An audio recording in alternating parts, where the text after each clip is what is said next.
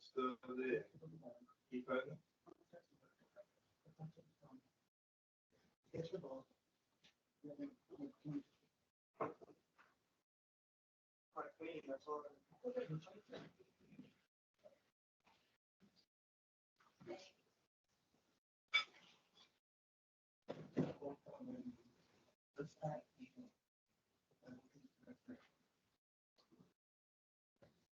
Come up, everybody.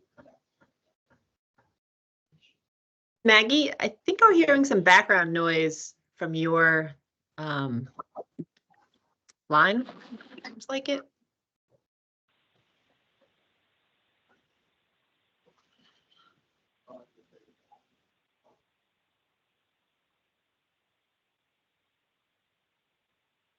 Hello, Robin.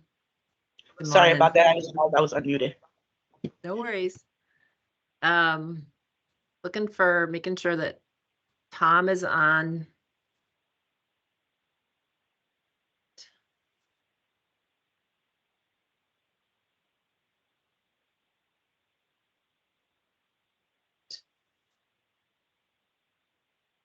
Sure we have everybody yet.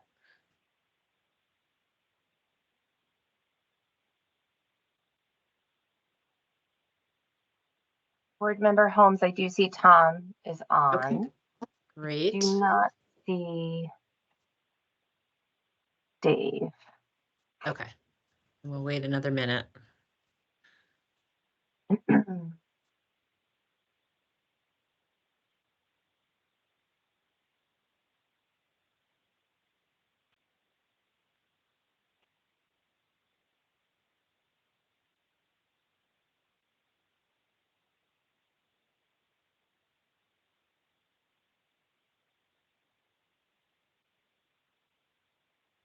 Aha, Dave is there. Great.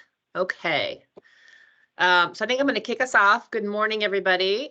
Chair Foster actually had a competing hearing this morning, so we'll be slightly delayed. I'm going to be kicking off our meeting this morning, so I'll call to order the meeting of the Green Mountain Care Board for April 17th. Oh, wait. Are we Nope. on the record? I need to be told if we're on the record. I think we'll start on the record when we when we get to our OneCare Vermont hearing. So I'll let you know, Maggie, when we're on the record, if that's okay. Thank you so much, Miss Jessica. You're welcome. Okay, so our first order of business actually is the Executive Director's Report. Susan Barrett. Great. Thank you, Board Member Holmes. I wanted to let folks know that next week we do not have a board meeting, and we have several public comment periods that are open. The first one is a new one. We're going to be accepting public comments on the 2025 all-payer model extension agreement, and we'll take those comments until April 26th. You'll hear later on this morning a presentation from GMCB staff on that extension agreement, and the material will be posted on our website. In addition, we have two ongoing public comment periods. First is regarding community engagement and to support hospital transformation. Please share any of your experiences you have with Vermont's healthcare system. We're planning currently meetings to get out into the communities later this summer. So this is phase 2 of this work. So we're really looking forward to continuing that community engagement. And last but not least, we are accepting any comments regarding a next potential model with CMMI. So currently we're accepting comments on the AHEAD model, and we share any of our comments with our colleagues at the Agency of Human Services and the Governor's Office as they are leading these negotiations. And with that, I will turn it back to you, Board Member Holmes. Great, thank you. So our next order of business is the approval of the minutes from April 3rd. Do I have a motion for approval? So moved. Great. Is there a second? Tom, can you second? I think Dave had to restart his computer, so if Tom can. Okay, great. Thank you. Perfect. All those in favor, please say aye. Aye. Great. So with that, the minutes are approved. I think our next up order of business is to hear from our staff on the OneCare Vermont revised fiscal year 2024 budget. At this point, I think it might make sense, Maggie, for you to be on the record. We'll start on the record now, if that's okay with you and your set. Yes, ma'am, we are now on the record. Okay, perfect. And we're going to hear from Michelle Sawyer, our Health Policy Project Director, and Mark Hensler, our attorney. So this is our staff introduction. Michelle and Mark. Great. Thank you so much. So we're here this morning to hear from OneCare Vermont. They will be presenting on their FY24 revised budget. So the oversight of accountable care organizations is outlined in 18 VSA 9382 and Rule 5. There are two processes that are outlined. The first is certification, and the second one is the budget, which is why we're here today. The review of the ACO budget generally occurs annually during the fall, prior to the start of the budget and program year, with payer contracts and attribution being finalized in the spring of the budget year. So because those are finalized in the spring, the ACO submits a revised budget. The board also monitors ACO activities and performance throughout the year to ensure compliance with the requirements of budget approval, known as conditions, and to ensure that the ACO is operating as required by Vermont's all-payer model agreement. I'm going to pass it over to Mark to cover a few more standards of review. Yeah, so a little background, the fiscal year 24 budget guidance and the budget order required OneCare to provide revised budget deliverables. We're here today because the fiscal year 24 budget order required OneCare then to present on its budget following those deliverables. So that's what today is all about. The process that we're kind of looking ahead to is that the board is reviewing revised budget under Rule 5.407. So after OneCare presents today, staff will review deliverables and come back to the board in early May with information about any performance, if there is any, that is varied substantially from the budget.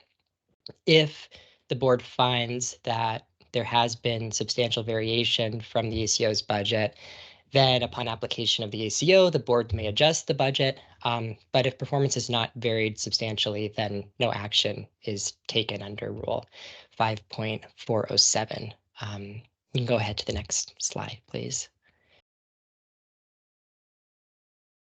All right, so usually not a good idea to put a lot of text on a slide and read it all out, but I am going to do that.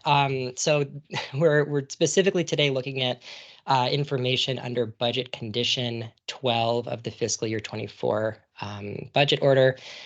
So this is what OneCare is presenting on today.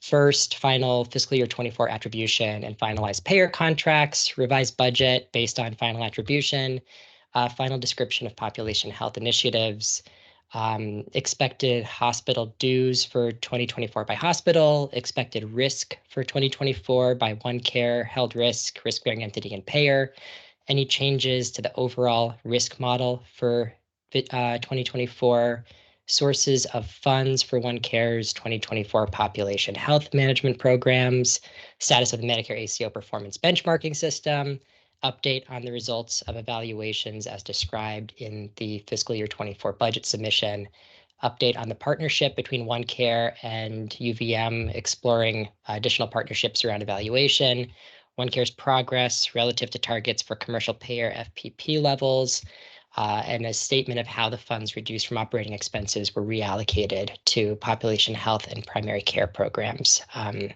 that's in total what we're looking at today as OneCare presents. Back to you, Michelle.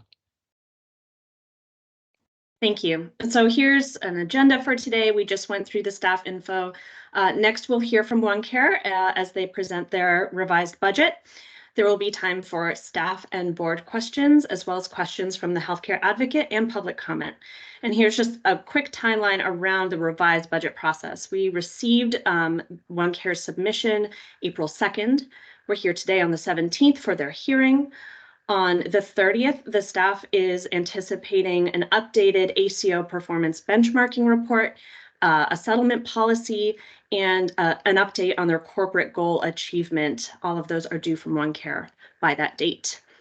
And on May 8th, as Mark mentioned, there will be a staff analysis on OneCare's FY24 revised budget. And at this point, I will hand it back to you, Board Member Holmes. Great, thank you. I think we'll turn it over to the OneCare team, Abe Behrman and Maurice, but I do think we're going to have to swear in the witnesses. Mark, are you able to do that for us? Happy to, Member Holmes. Who from OneCare is going to be speaking today? Good morning. Sorry, we had some technical difficulties, so I think we're trickling in now. But this is Tom Boris. I'll be speaking, and Abe Berman is joining as well. Do we have Mr. Berman yet? Let me make sure he has the correct link. I think we had the wrong link in our meeting invite, so let me make sure he has it. Just one moment. Sure.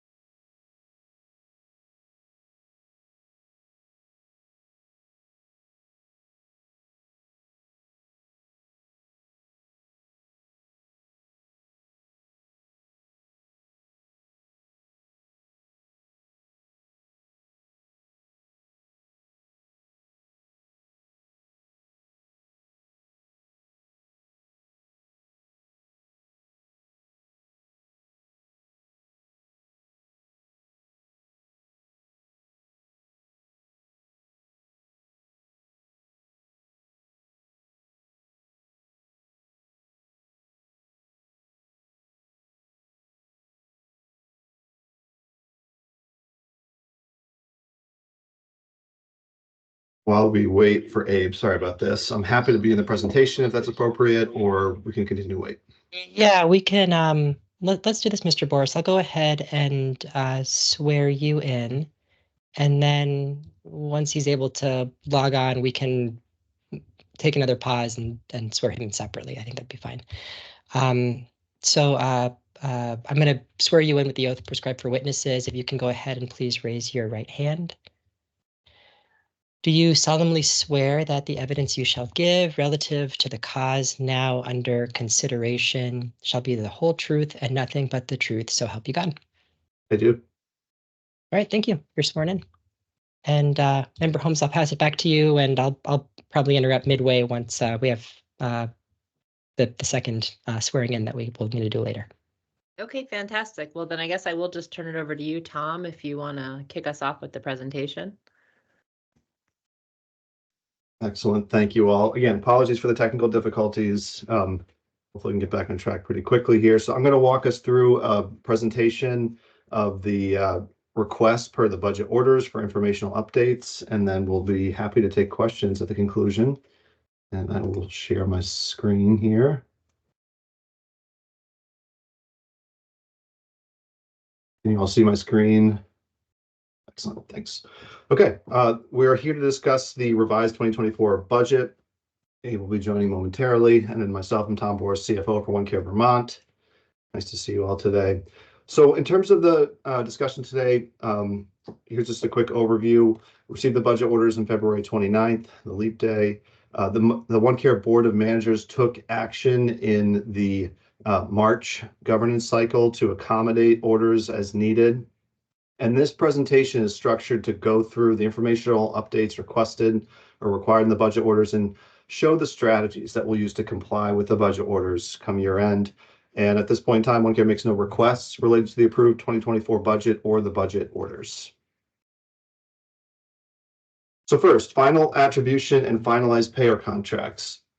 This is a snip right from a number of materials that we submitted for those listening in. There are Excel documents and adaptive documents that have a lot more detail beyond what you'll see here today. I invite you to go look at those tabs at your leisure. But here's an update on the attribution. The initial Medicare and Medicaid numbers came in very close to estimate. For example, Medicare, we estimated 67,870, came in at 66,700. Very normal variation, close to plan. Similarly with Medicaid. One change I'll note is that we've updated our estimate of settlement attribution, which incorporates the attrition we experienced throughout the year. We're seeing a little bit slower redetermination pace than we initially expected last summer, and also some changes to the way that DIVA's handling attributed kids. Some of them are actually coming back into the mix later on. Did not anticipate that early on. So we're expecting higher settlement attribution. From a budgetary standpoint, I'm comfortable with that because Medicaid's PMPM funds the incentives that we make to the provider network. So as attribution is higher or lower, it kind of floats in balance. For commercial attribution, apologies for the redactions here, but we expect it to be slightly higher than we initially estimated. It's not a huge number to begin with, but I think it's a positive outcome that it'll be a little bit higher than we initially planned. So that's a good thing. And then in terms of finalized payer contracts, we've submitted all the contracts to the Green Mountain Care Board. High level negotiations yielded very similar structures to those included into the budget. So no material shifts in terms of the form and function of those particular contracts. The most significant change that was made was increasing the Medicare risk corridor per the Green Mountain Care Board order. So it was increased from 3% as initially planned up to 4%. Next, revised budget based on final attribution. So the budget was modified by the Green Mountain Care Board in two ways. And by budget, I mean specifically the financial components here.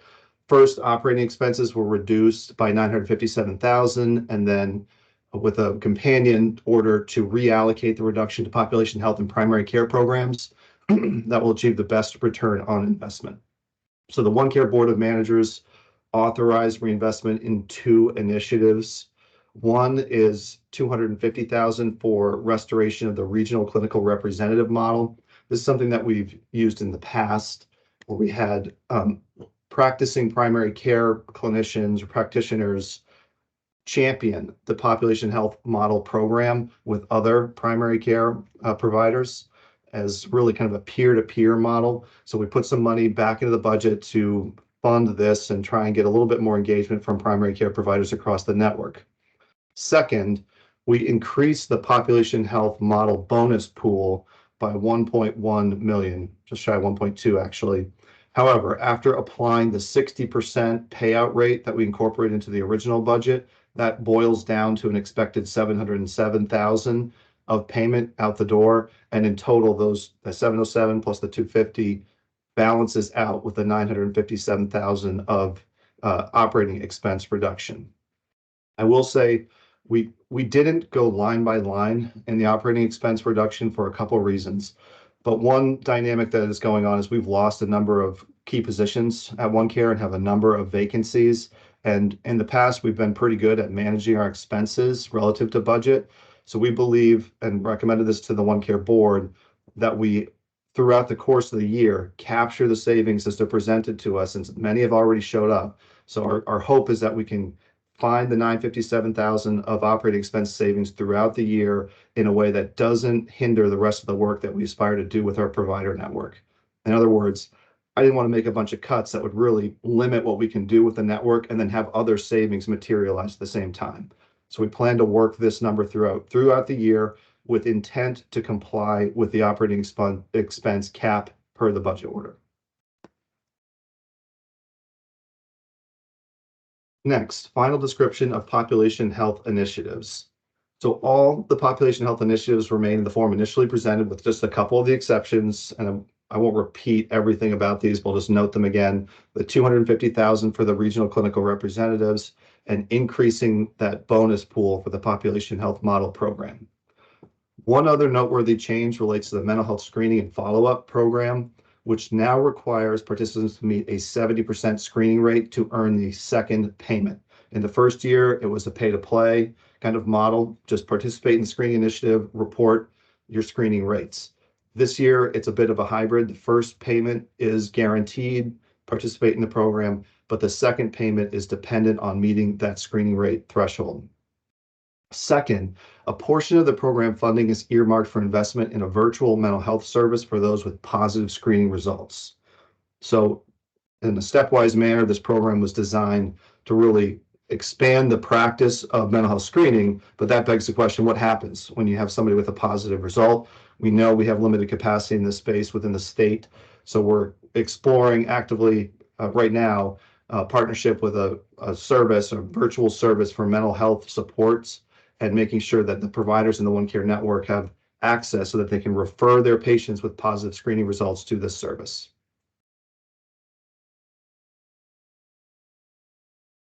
All right, next. Excuse me. Expected hospital dues. Because the operating expense reduction is balanced by reinvestment in the population health initiatives, there is no change to the overall dues model or the dues allocation. So these numbers remain unchanged from the initial budget.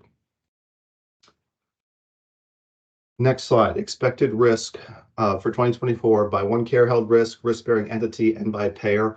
I'll invite you to look at tab 5.1 in the submitted Excel documents. It has a matrix of HSA, hospital, primary care, hospital employee primary care, and the allocations of risk accordingly. But just thought I'd put a summary on this slide here. We're estimating total program risk to be 32 million, just over 32. The advanced shared savings risk, just shy of 10 million, which comes into play if the Medicare settlement actually exceeds the risk corridor limit due to the advanced shared savings component. We hope that doesn't happen, of course. And then there's a breakdown by the different entity types. Just shy of 2.5 million is held by primary care organizations across the network.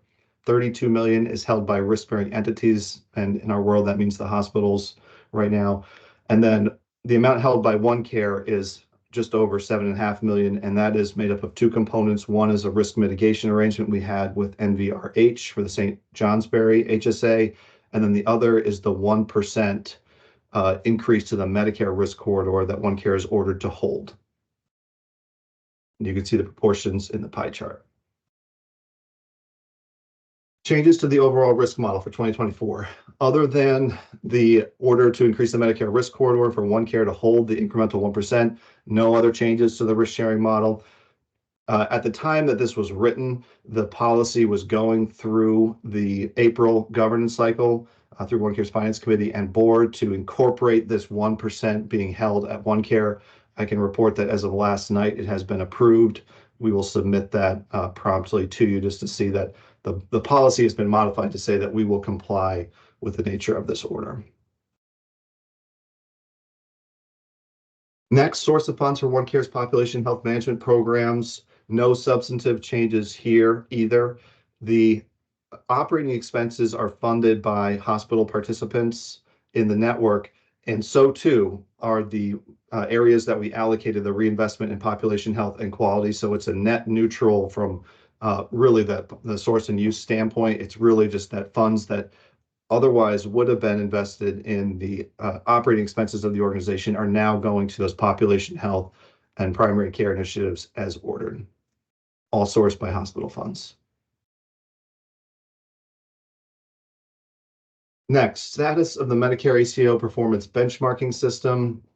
The OneCare team has met with team members from the Green Mountain Care Board in March to discuss statistical significance analysis requirement described in the budget order. Through that process, of course, there's clarifying questions raised about how to approach this, a couple different options for how to do it. There was mutual agreement that further discussion was warranted to make sure that whatever modifications are built into this benchmarking tool meet the needs of the Green Mountain Care Board and the staff.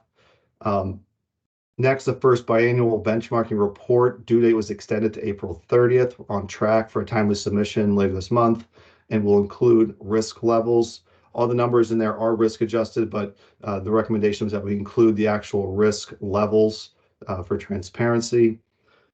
And then the second semi-annual report due in September will include a statistical significance analysis.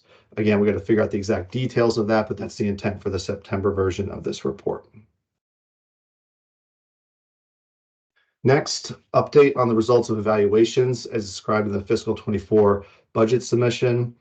We are actively engaged with a third-party vendor to perform evaluation of its 23 population health model. The framework consists of both qualitative and quantitative analysis.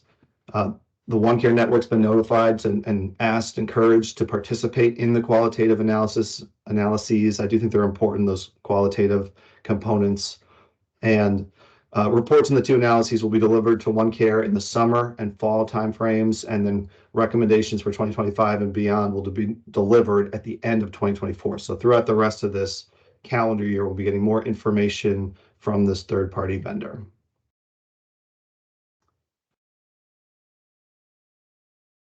Next, update on the partnership between OneCare and the University of Vermont to explore additional partnerships around evaluation.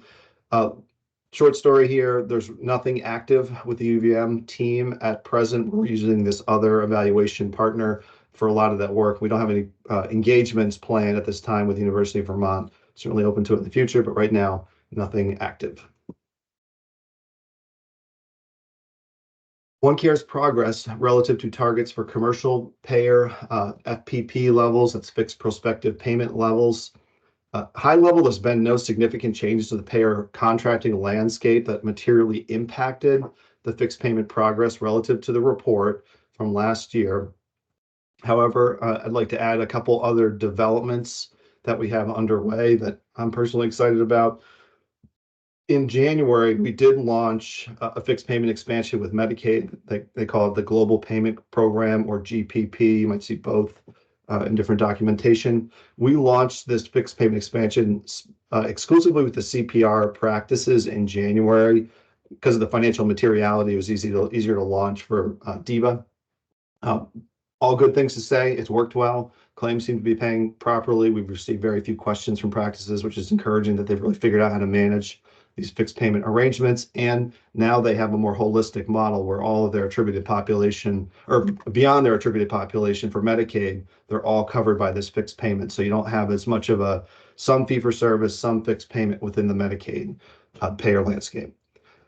Next, we are ready to launch the GPP initiative with 5 hospitals in July. It is pending DVA funding appropriations, and if you've been following along, it's been a little bit of a roller coaster, but we're hopeful that the funding will be there so that DVA can cover what they call the claims tail, or the cash flow advance that these hospitals would receive by moving onto a fixed payment arrangement relative to fee for service. So ready to roll in that space. We also remain in conversations and are kind of doing a shadow model with a number of FQHCs for Medicaid fixed payment initiative. We're building on concepts from the CPR program, but the organizations are not the same. FQHCs bill quite differently than independent primary care practices do. So there are a couple modifications, but the concepts are very similar. And we've borrowed a few of the elements from that CPR program to deliver what I think is a pretty nice looking model for FQHCs. And there's been some real interest in it. So we're anticipating and hoping for a 7/1 start date. Again, there's a lot of moving parts in the world right now, but this would be our ideal, is that we could launch this, test it out with a few willing participants, and build on that into the future. This is a repetition here, but a statement of how the funds reduced from operating expenses were reallocated to population health and primary care programs. Just to say it again, $250,000 for the RCR model, regional clinical representative model, and then the 1.2 to the PHM bonus pool, but that should sugar down to roughly $707,000 after that 60% payout rate included in the initial budget submission. I believe that is it for the slides. Literally just wanted to go through the budget order, what was required for us to present, and then give this board opportunity to ask questions. Great, thank you, Tom. Appreciate it. At this point, I think I'll turn it over to staff if the staff have questions. Great, thank you. So I'm curious how OneCare decided that the regional clinical representatives and the bonus pools were the best return on investment for those $957,000.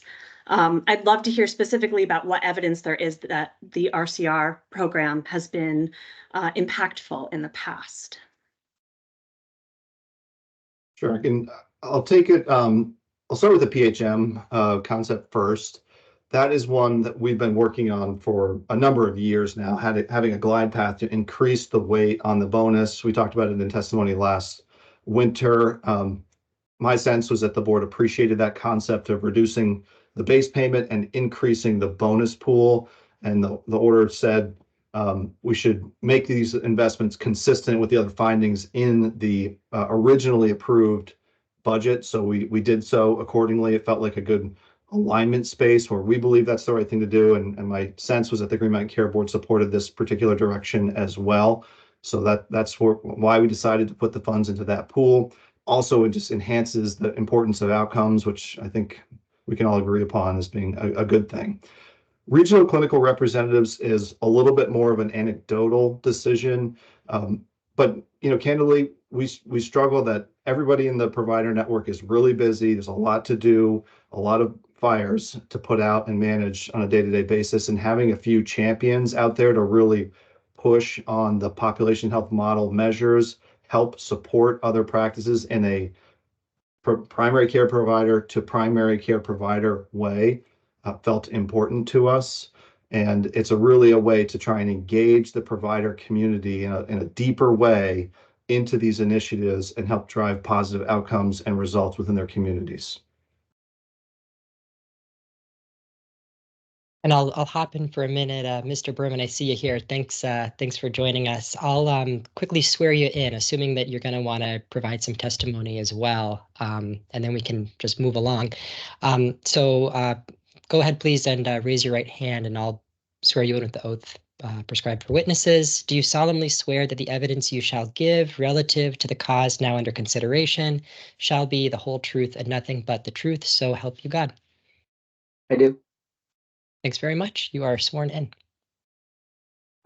Agree with everything that Tom just provided in terms of testimony. I just add that one of the things we struggle with when it comes to our quality metrics in the PHM model is awareness, Michelle.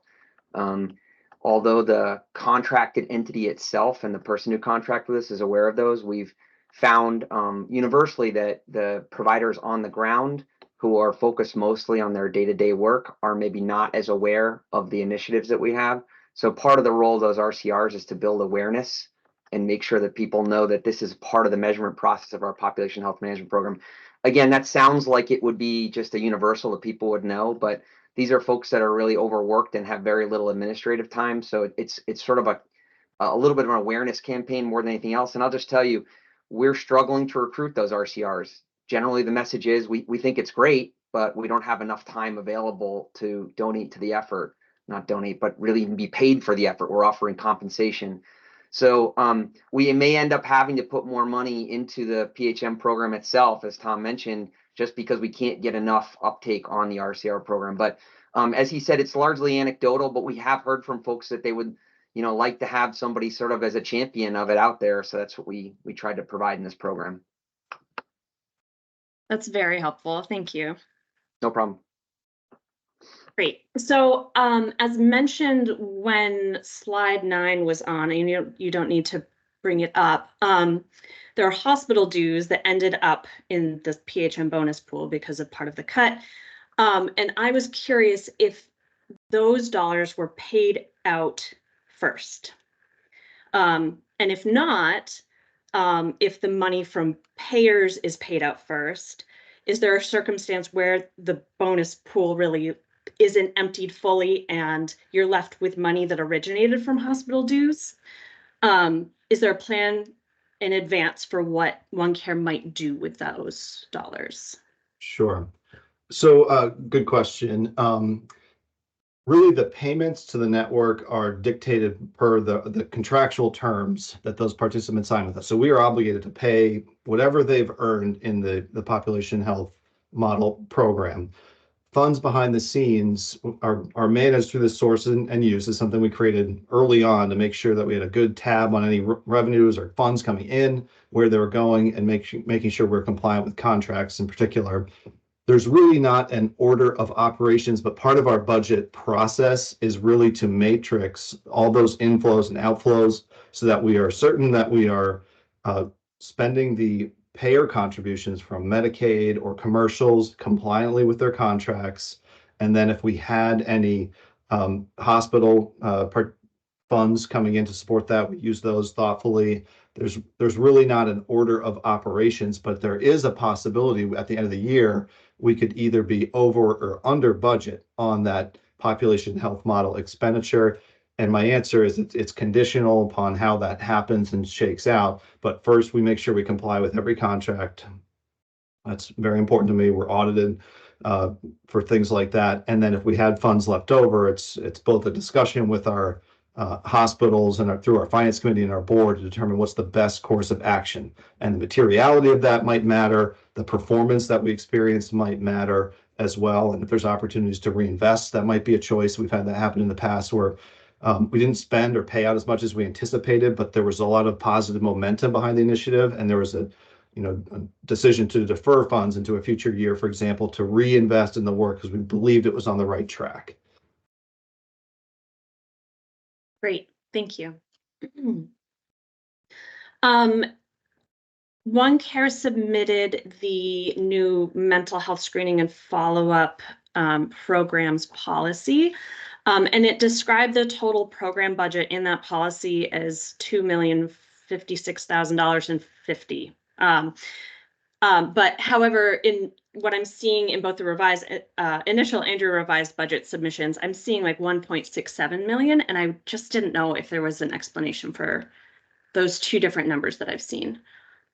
That's actually an interesting segue because we did the finance committee at the end of 2023 decided to use some unspent funds in that particular that OneCare had to reinvest in the mental health screening initiative for next year. So that's probably what you're seeing. If you want to send me a question that like specifically referencing the numbers, I can answer in a more informed way. But we've increased the pool through the use of deferred funds from last year so that there's more available to the providers. Okay, thank you. We had asked OneCare to submit their administrative budget broken out by program or function of the ACO, and you shared that it really isn't possible to do in what you feel like is an accurate way. And I'm hoping to get some additional insight into the specific barriers to this. And I understand why retrospectively it might not be possible, but I'm curious, what are the reasons that OneCare couldn't start tracking usage of these dollars now? So that you would have an idea going forward. You'd have an idea of what programs cost to run versus how much value those programs offer to Vermont. Sure, good question. So just to set the landscape a little bit, all of these initiatives have components of finance, contracting, communications, the value-based care strategy, the clinical strategy. So whenever an initiative is developed, managed, just run throughout the course of the year, there are contributors from all the teams at OneCare. We worked really hard to make sure that we operate in this very kind of dynamic way so that we don't have initiatives that are led just by finance and initiatives led just by clinical. That does not make sense either to us from an internal operations standpoint or for external participants. If this thing is over here and you got to talk to this person to get answers, or this initiative is over here and you have to talk to that person to get answers. So we've done a lot of work to break down silos within the organization. That is in contrast to an ask of saying, here's a budget for the mental health screening initiative, for example. So when we have a meeting to discuss evolution of that program or look at data, there will be a member or members from the finance team and the value-based care team, communications team, all contributing to that.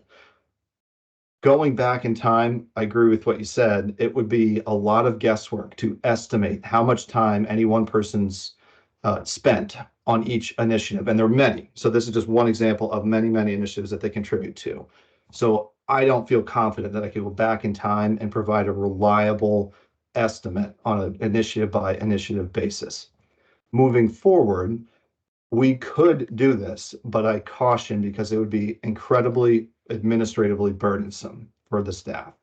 Every meeting would need to be cataloged. How much time did you spend on this initiative? You jump to the next meeting, that's going to have a different mix of where you spent your time. And it's not just the staff time. If there's travel to a meeting, that travel expense needs to be assigned to whatever initiative was being discussed. And it's not always one. We'll do a site visit to a practice and we'll talk about the mental health screening initiative and the population health model program and potentially a fixed payment initiative like CPR or the FQHC model. So really the challenge that I face from a budget, finance, accounting standpoint is how much effort it requires of the staff, which not only the designer of the programs, manager of the programs, but the accounting staff behind the scenes to accurately segment how much cost each initial initiative generated. So it's really a challenge from a burden standpoint and an administrative task standpoint. I'm open to having different conversations about how we could do that to meet your needs, but that's been my biggest concern is that a lot of time and effort would go into tracking this. Okay, thank you. And my last question, does OneCare plan on updating their provider network agreements to better track how funds meant to support primary care are being used for that purpose for 2025? We are in the process of designing our 2025 payer contracts now. I don't know the specific answer to that question. It's a good one, but we will keep that in mind as we proceed and develop those contracts. Great, thank you. Back to you, Member Holmes. Thank you, Michelle. At this point, I guess we'll open it up for some board questions. Do board members have questions for the ACO team?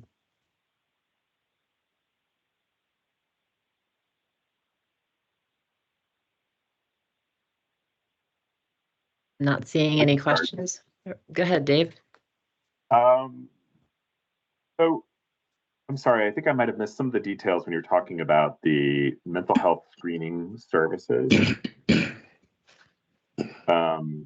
think it was slide 6-ish or 5. So 25% of, could you just clarify that for me? 25% of what funds are going to that, and then how do you see that being utilized? And my impression is that this is going to be, MVP has a virtual mental health screening service for its members. So this would be for Medicare and Medicaid members. And I guess my question is, then are you paying direct to the mental health screening virtual company? Sure. So I can give you a sense of what I think that this will ultimately become, but just to say it's still kind of being worked out with a potential partner in the space. But of the pool of funds available, a subset earmarked to develop this concept of having the provider participants within the OneCare network have access to this virtual mental health service. The idea is, my understanding is that there would be some sort of a base payment to make sure that the participants in OneCare's network have access to the service. The actual service provider can bill, I know Medicare at least, and I think we're exploring Medicaid as well, so they can still bill the fee-for-service claims for that work, but the payments that we'd make would give the providers access to the service. Okay. So OneCare is not paying out of OneCare funds for the service. The service is billing the Medicare and Medicaid for fee-for-service. It's a both, where there's a cost to have access to the service, right? Kind of like being you're eligible to refer your patients through it, and then that service can also bill the claims, which I think is good. It's certainly more cost efficient for us rather than having to pay for them for the claims and whatever administrative fees they have as well. So I think it's a good balance where we can give everybody access to this. They can use it at their discretion, and then the service will take care of the billing of the claims. Okay. And do you have, from this year's work with doing the mental health screening, any idea of how many patients are likely to use this service? I don't have that answer, but I can ask the team that's a little bit closer to the mental health data to see if they have any information. Okay. And then another question I have is the regional, what's the RCP stand for again? Regional Clinical Representative. RCR, sorry. Yep. How many RCRs are you expecting to have? Like, how does the wanted to have 10 of them, which, that means that we can spread them out geographically across the state. One of the real challenges that we have, and I've learned this through speaking with a number of other ACOs across the country, is that we're so geographically diffuse that it's sometimes hard to feel really engaged with, Brattleboro or Bennington, because we're just it feels far away. The scope of the world is not, but it just feels far away. So having a regional clinical representative down there closer to the teams, embedded in the organizations, feels like a strategy to support what Abe spoke of. Okay. And just so I understand, is the idea that then you would kind of funds flow some amount of money for this FTE to whatever their parent organization is, and then they would have protected FTE from their parent organization? Yep, that's it. And we built in some outcomes-based components of it so that if they're really effective and they can help raise the bar on the population health model outcomes, there's more funds for that particular RCR than one that didn't achieve that result. If I could just And then the add, last Dr. thing is- Merman, So Dr. go Merman, I ahead, just add, I know Tom said we budgeted for 10 in this. We won't have that many. We're struggling to recruit, as I mentioned earlier. So we'll ultimately see how much interest we get, and it's been less than we would have hoped for. And then with the program evaluation ROI component, so I understand that these get complicated to get down into the details, and I think that this is pretty common for organizations to try to figure out what's the relative cost of a particular program compared to the potential benefit of that program. And that I think that having a super accurate estimation of the costs would be probably not cost effective. We could calculate the ROI on calculating the ROI, but it would be really helpful to have a rough estimate of the relative costs of the programs to then identify the relative benefit of the programs to get an ROI. I think this is something the board has been expressed significant interest in over the last couple of years, and I would really find that helpful to understand. And I think, looking forward into the next, federal agreements and where OneCare sits within that, it would be really helpful, I think, for OneCare, but also for, all of us in Vermont, to start to develop an understanding of what the relative benefit of each program is and what's worth trying to maintain over time, and what's worth, what seems to not have met the sort of whatever threshold of effectiveness from that standpoint, whether it be clinical or financial, to continue. So I would just continue to encourage not seeing all of the challenges to getting it absolutely accurate, but trying to think about what are the ways that we could get that you could get close enough to be relatively accurate. Understand the caveats that it's impossible to, think of OneCare as 6 separate businesses, cohabiting the same organization. I agree with you in concept. I wonder, though, this is just for consideration of us all, is whether or not ROI is actually the right term. And I'll tell you where I struggle with that is ROI is really a measurement through the eyes of the investor. Is if you're going to invest a certain amount of money, what kind of return do you get back from that? So often the questions we get about ROI are different than that. It's some other, like, this person hasn't really been the investor in it, so it's hard for me to, or any of us really, to show that something that we did had particular value for them. So we could do ROIs for sure. I mean, I look at this frequently, the investments that hospitals have made relative to their own return and the outcomes of shared savings and losses and what it meant for our ability to move funds into primary care and other parts of the healthcare system. But that's a really financial focus, which is what an ROI is good at doing. It's harder when we're getting to a different type of perspective of what's the global value of doing this kind of work. So I don't know if changing that term would help us have a better way of thinking about this, but that's where I personally have struggled with the ROI framework a little bit. I appreciate that, and I think a lot of the complexity of this type of work is that the R is hard to quantify, the return on the money that's put in. The I, or we could say a cost benefit analysis, or and some of that could be qualitative, but I think the cost part, I think, has been the challenge. They're both challenging, but at least the cost part, and whether or not that you want to think about as cost, or the amount that you've invested as an organization as the I, would be helpful, I think, because if we can understand what the various programs cost, and then I think, say for like the CPR program, for instance, there's a lot of vagueness, right? So supporting primary care providers and independent practices has many benefits beyond just the direct payment to those primary care providers. And so the benefit becomes complicated, but at least we can start to develop a framework of how to think about the relative value of these programs. Dave, before you go on, I just want to make sure that I saw Abe's hand go up and I saw Tom's hand go up. So I don't know if everybody wants to weigh in on this particular line of questioning. I wanted to allow that. So Abe, if you want to just jump in, and then maybe I'll turn it over to Tom, and then back to you, Dave, for more follow-up questions. Does that sound good? Okay, great. So Abe. Sure.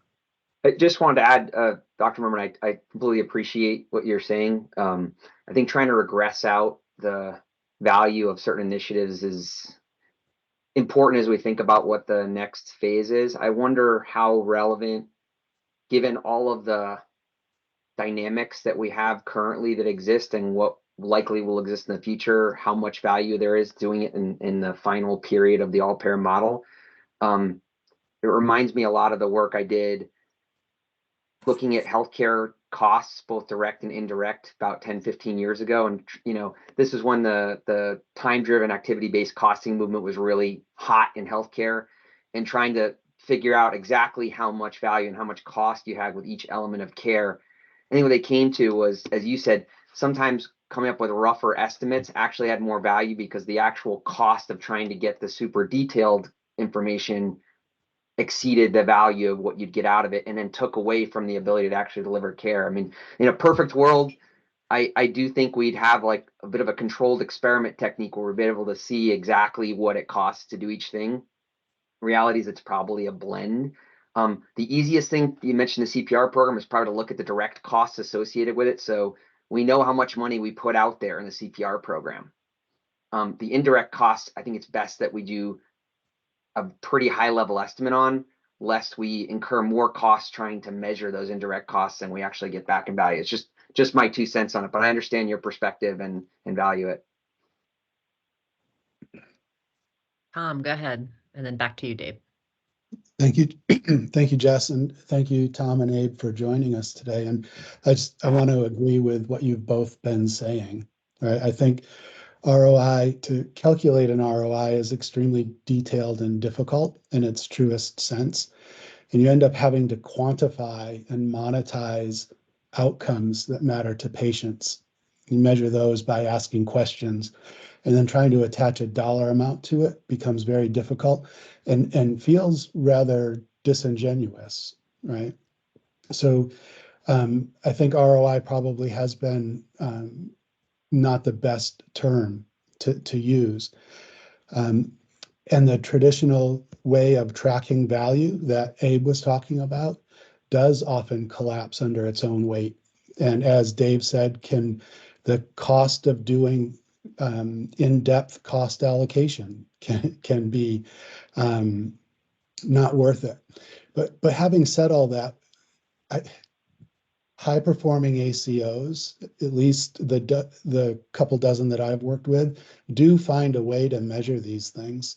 They measure outcomes that matter to patients, and the personnel keep track of how much time they spend working on each project, so that they can track which projects or programs are having the biggest impact for the dollar.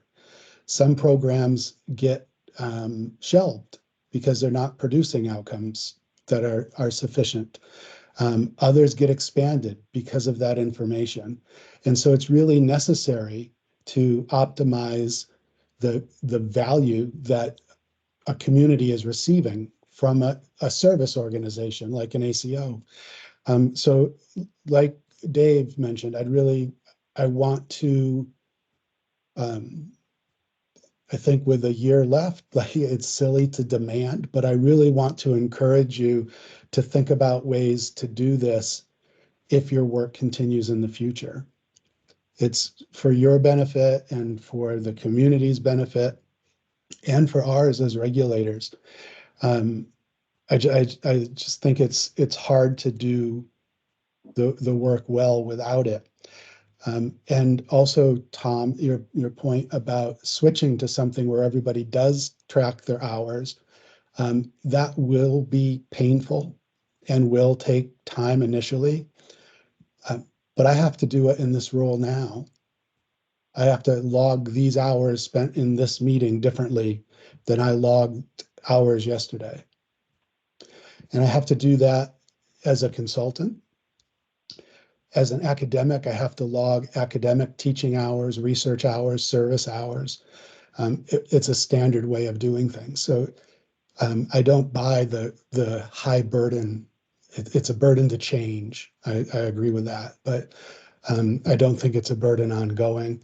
So I want to, in the most positive way possible, encourage you to think about a way to move toward this and to be doing it if you're serving Vermonters in the future. Thank you. Great. Then I will kick it back over to you, Dave, if you have further questions. I'm all set. Thanks. Okay. Tom or Robin, do you have further questions? None from Tom, Robin? Thanks. Dave actually asked some of the questions that I had, so some of mine have been taken care of. I did have a couple questions about the Medicaid Global Payment Program that I wanted to ask. So it's my understanding that this program essentially provides fixed payments for non-attributed lives, and as such is not actually part of the Medicaid ACO shared savings, shared losses program. But I wanted to confirm that just so that make sure my understanding was right.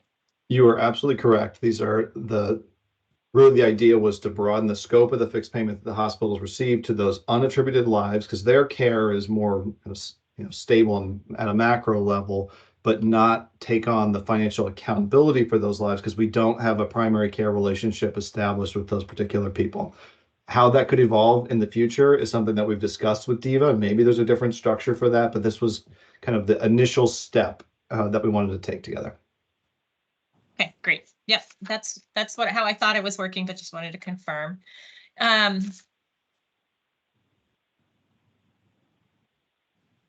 Let me just check. I think that was actually, I think Dave covered, I had questions about mental health screening, but he covered those.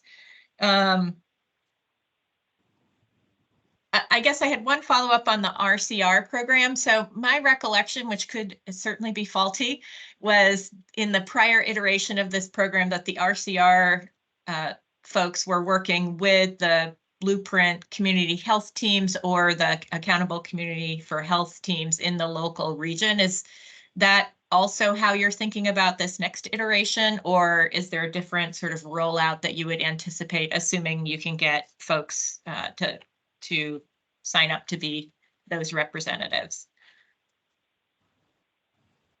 Or maybe you're leaving it to the locals. I don't know. Just wanted to ask about how you were thinking about that. It's a good question. I don't know exactly how any one RCR would approach their strategy, or we direct that in some way or another. I think it's a both. Honestly, I think that there has to be some peer-to-peer interaction with practices, especially the independents or the smaller ones. And then also the hospital employee, which to Abe's point, sometimes it's harder for the messages to get down. And we need to be very mindful. There's a lot of different teams and initiatives out there, and it's very easy to have too many cooks in the kitchen on something. So I think it's got to be collaborative with the other initiatives up and running, and we got to get some direct provider to provider engagement. That makes sense. In the really ancient history, I remember when VPQ was doing programs where they would do provider to provider quality improvement projects, where they were kind of running things in local regions to kind of enhance the quality improvement. So it sounds like we it may be sort of revitalizing some of that work that had happened. At least in my it may have happened in other ways as well, but at least in my ancient history recollection through VPQ. Okay, I think that's all I had. Thank you. Great. Okay. I have a couple questions, I think, and then I think we might take a quick recess because I think then Chair Foster will be back and he has some questions as well. So I think I'll ask mine and then we'll take a quick, probably 5 to 10 minute recess. My first question is about the evaluation of the 2023 population health model with a third-party vendor that you have called upon to help you with that. I'm wondering if there's a strategy to increase the response rate of your provider network. My understanding of my vague, if memory serves, recollection is the surveys that have been done of providers in the past had an extremely low response rate. And given the importance of this and understanding, the evaluation of this, what strategies do you have, does the third-party vendor have to make sure that you get a reasonable response rate? Excellent question. I don't know exactly what their strategies are, but I can certainly convey the importance of this. And I know that they feel that getting an adequate response is important to the credibility of their results. We had an initial provider survey a couple of years where I agree the response rate was very low. The evaluator does more like one-to-one sessions with certain groups within the network, which just naturally captures their attention a little bit better than an email blast. So they are using their own strategies to make sure that they're really getting good feedback and dialogue with the participants of the network rather than just a survey, fill out the answers, because those are so easy to brush off. So I've seen improvements in the engagement amongst the provider network, and I expect it to bear out in their latest evaluations here. But I'll make sure that that is something that we really prioritize with the group of saying we want broad responses and engagement in the results rather than just kind of a insufficient sample. That's fantastic. And, I think considering carrots and sticks as incentive devices are often important. My next question was around the mental health screening policy. And I'm just wondering, it's 70% screening rate for the second payment. And I was just curious, I cannot remember if you've told us this, but what is the experience now to date of the screening rates? I'm just trying to get a sense of 70%. How close is that to where they are now? How much of a reach is that?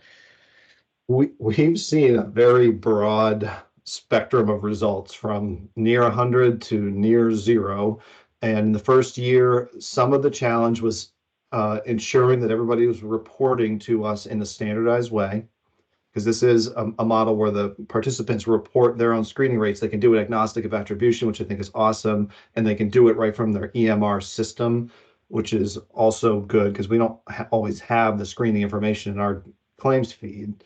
So my high level assessment is that there are a number of practices that are already above that do really well. And there's a group in that middle of the curve, so to speak, that has opportunity to improve and get up to the 70% screening rate. So I think it's a nice balance of those who are already doing well, probably don't need to do much else to get that good result. And there are some practices that need to figure out how to standardize this into their workflows, and they can pretty easily crest this threshold. What are, the barriers? A 0 seems quite low. So I'm just wondering, what are the barriers to screening for mental health? I think some of that was probably data differences and how they captured those results. I don't really think 0 is 100% accurate. It's really how are they collecting their data, ensuring that they're tracking it and monitoring and standardizing that process so that as a system, we have good information on this practice and can encourage those who maybe aren't doing it as regularly or aren't capturing those data consistently to do so, because it does feel important to standardize this. And I came from the mental health system, so I'm personally a little bit passionate about this, but I think it's really good to have these data and then subsequent to that, develop the protocols for the follow-ups for those who have positive screening results. So I think this is really kind of developing the foundational best practices. And I do think that through this work, we can really improve those screening rate results. Okay, great. Thanks. And Abe, you had your hand raised there. So Yeah, in addition to what Tom say, anecdotally, Some providers just either don't prioritize it in the time they have for a visit, or don't don't feel appropriate asking that question.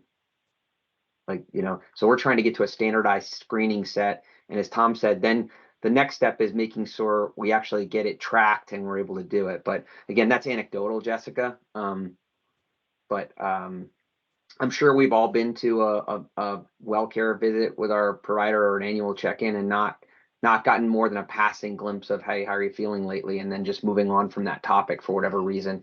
But I do think it's, putting some focus on it and adding some standardization to it is really trying to elevate it in importance. You asked that question of why would they not do it? I don't have the answer for that, but that's just kind of what we've experienced. Yeah. Okay. Well, thank you. My last question really is just a reminder of the 5 hospitals that are participating in the global payment program. Sure. It's the UVM Health Network hospitals in Vermont. So that's 3 of them. Rutland agreed to participate, as well as NVRH in St. Johnsbury. Okay, great. Thank you very much. All right, why don't we, if you don't all mind, let's just take a 10-minute recess. That will give Chair Foster a chance. He will be here for sure. And we'll just come back in 10 minutes, and then I will open it up, and Chair Foster will take over, and then we'll hear from the HCA with questions, and then public comment as well. So 10-minute recess. We'll be back at 10:15. Thank you.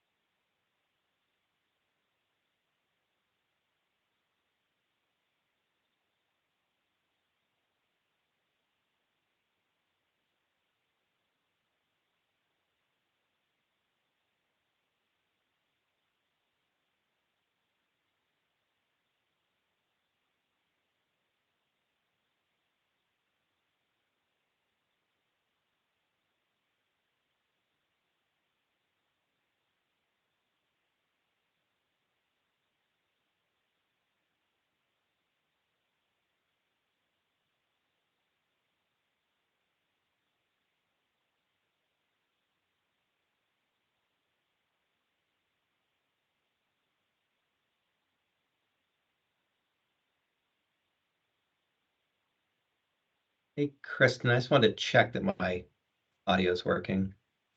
Sounds good. Cool. All right. Thanks. Thanks, Tom.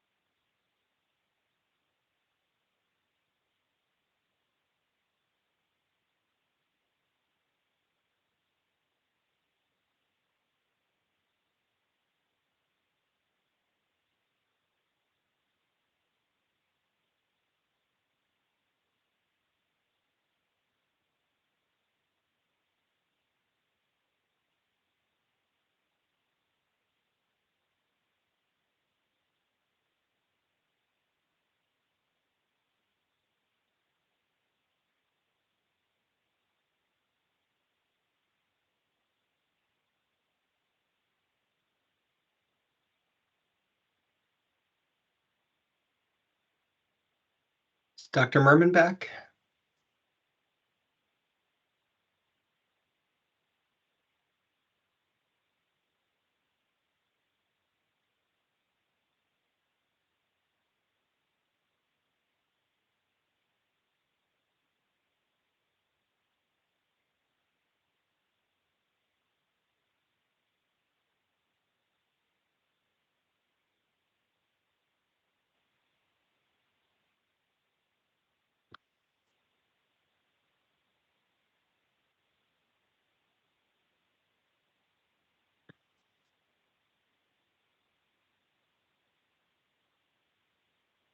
Dr. Merman, are you back? Give him a minute.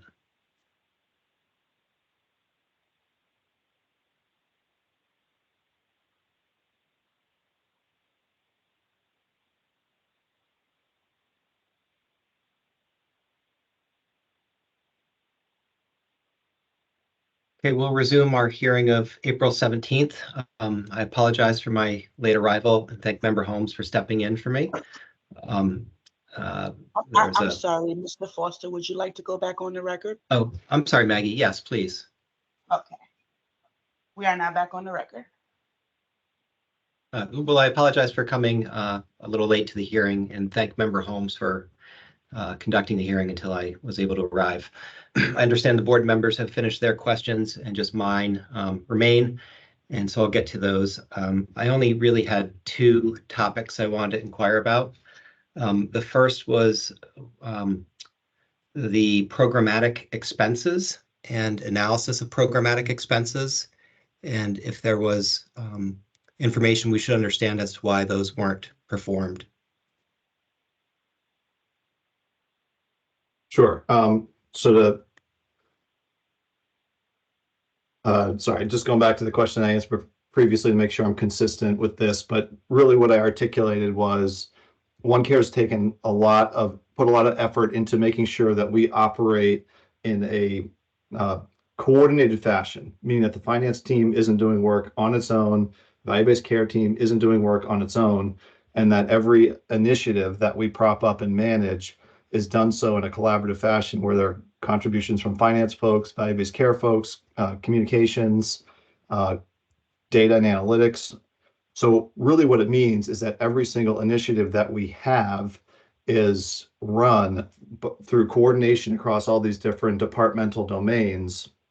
And one of the challenges that I have from a budgetary and accounting and tracking standpoint is that every meeting, every trip that has mileage associated with it, et cetera, would need to be kind of tracked to say this person spent this much time on the mental health screening initiative, this much time working on the comprehensive payment reform program, et cetera. The other challenge is that often we have meetings with either within OneCare or with providers where multiple topics are discussed. So there could be a meeting with an FQHC and we talk about the mental health screening program, the population health model program. We're exploring an FQHC fixed payment initiative, and all of these topics are covered because we have a meeting together in person, and it would take a lot of dissection to peel that apart. And going backwards in time, I don't think it would be terribly reliable. And I am concerned that I'd be making a lot of guesstimates in terms of how much historical time and energy was spent on all of those initiatives. And I don't think that's a reliable source of information. Moving forward, we could do this, install a time tracking model and track every expense and break it apart. My concern there is it would be incredibly burdensome for all staff within the organization, particularly the accounting team staff. And I'm concerned that the effort put into that kind of dissection of expenditures by initiative comes at the expense of work that we could be doing with our provider network. Can you describe the effort that's been done to allow OneCare to assess programmatic costs? Well, we don't really build a budget that way, candidly. We build a budget that assesses the needs of the organization, the teams that we need in place based on an assessment of historical work effort, and then we prop up programs and initiatives that we believe the teams can manage collectively as a single unit. So we have not historically gone back in time and said, here's a guess of what any one initiative cost for the reasons I expressed. Separating the historical, which is different than current, the board had an order for this, and I was trying to understand what efforts were made to be able to comply with that order. I'm not sure I fully follow your question. So the board ordered an assessment of programmatic costs, and I want to understand what efforts were made to be able to do that. Which budget order are you referencing, just so I can read it really quickly? I believe it was in the final budget order from last December.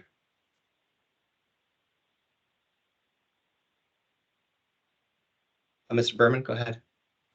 All right, so you're referencing the order that was issued in writing on the 29th of February? Yes, yes, I think that's the one. I don't have the date in front of me, but yes. Okay. Which specific number, just so I can read it? Don't have it in front of me, so I apologize, but do you recall the board asking and requiring OneCare to assess the programmatic costs? I remember receiving a written communication asking to explain our rationale of why we don't build a budget this way, which we responded to. I'm not recalling a specific order to supply this information, but I could be mistaken, which is why I'm asking for the specific order number. I apologize, I don't have it in front of me. Let me ask it a different way. Can you describe any efforts that you have made at OneCare to be able to assess the programmatic costs? Sure. We've done in the past, we've done time study exercises, and universally, I think there's agreement top to bottom within the organization that it's a lot of administrative effort that bears little fruit relative to the way that we operate. So we've relied on that information from the past without having to redo it again to know that it would be a tremendous administrative burden to start segmenting our business in a way that's incongruous with the way we operate. Okay, and since December of 2023, have there been any efforts to evaluate OneCare's ability to analyze programmatic costs? Which element of programmatic costs? The payments made to the network or other? OneCare's expenses in administering the programs. Not on in a specific way for all the reasons I mentioned. And you said a couple of things, but the general gist of what I took away, and I'm not trying to minimize everything you said, but that there was a coordinated working environment where different departments are working on different programs kind of at the same time.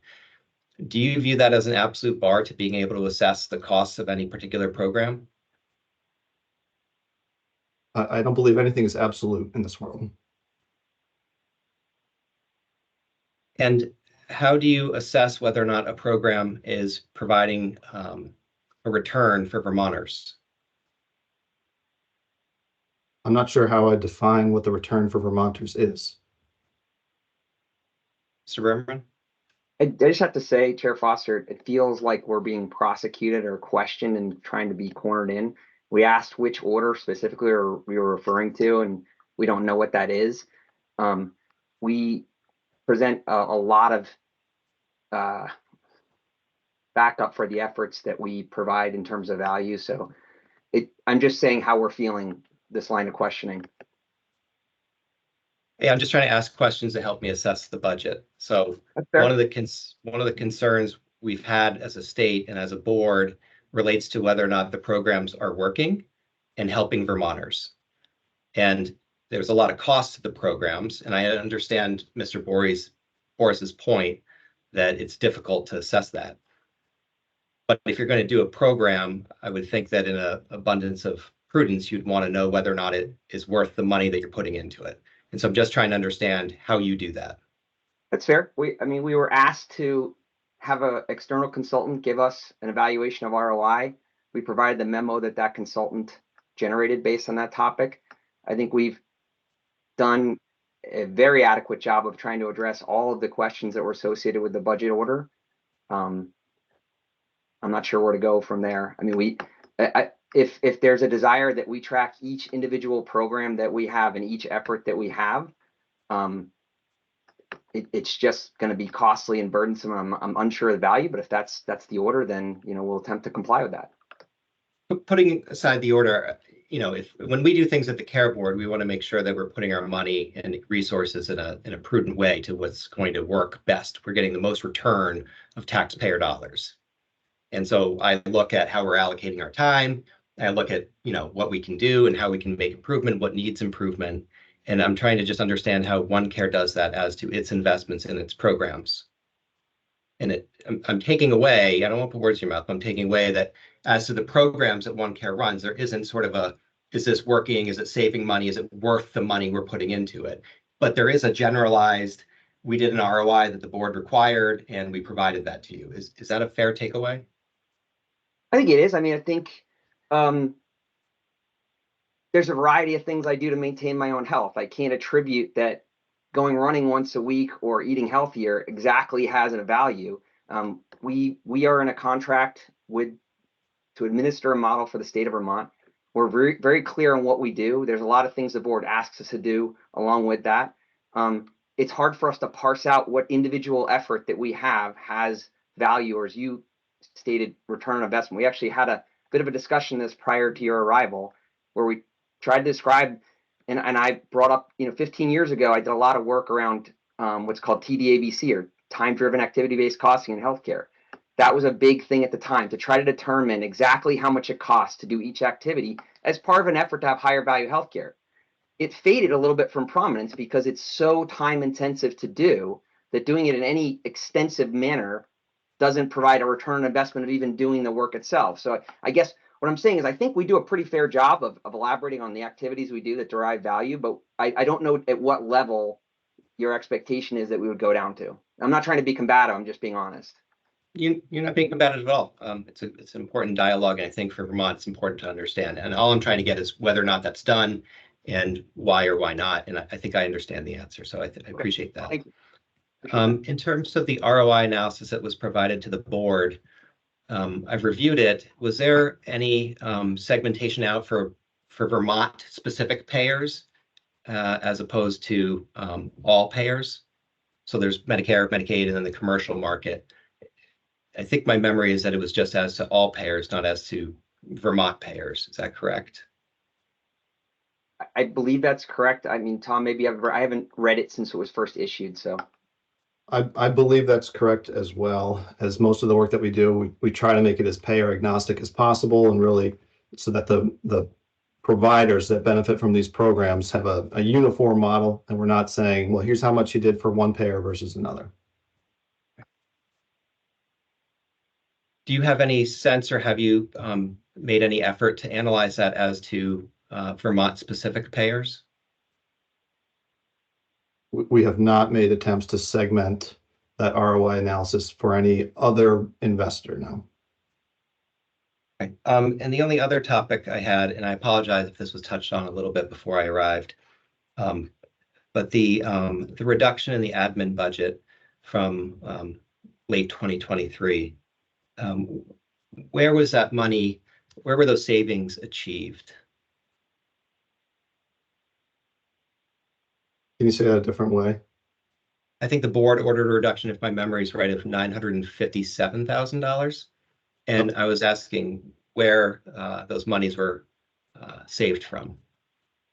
Well, we haven't concluded our fiscal year yet. So really, once the year is over, our full intent is to comply with the order and have our operating expenses come in at or below the cap set by the Green Mountain Care Board. At that point in time, I'll be able to articulate exactly where we found those savings.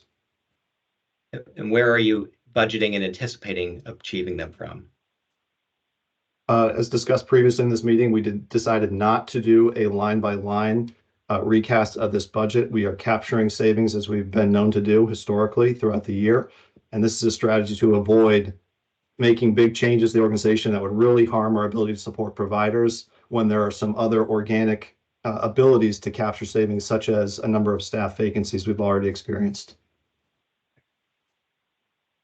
So that your plan and strategy to achieve those savings as the course of the year goes on, and there's some that you're planning on achieving from vacancies, not replacing open positions. That will be a significant portion. Okay. Do you have a sense of what proportion you anticipate? I don't at this point in time. I need to wait for the full fiscal year to conclude before making that statement. Chair Foster, just to say, we've had to the point of the vacancies, we've had a fair amount of attrition, and I think some of that is attributed to the relative amount of lack of stability or clear future for what the ACO model is going to look like. And we've been trying to be financially prudent, looked very carefully at how we refill those positions and how we staff as we look at the sort of sunset of the all-payer model towards the end of 2025. Just trying to be a good steward of our resources. So as Tom said, we think we can manage the budget as we've done in the past, and we haven't taken specific efforts towards reductions at this point. Okay. Great. That's all I had, and I appreciate your responses. Thank you. And again, I apologize for having missed the earlier segment.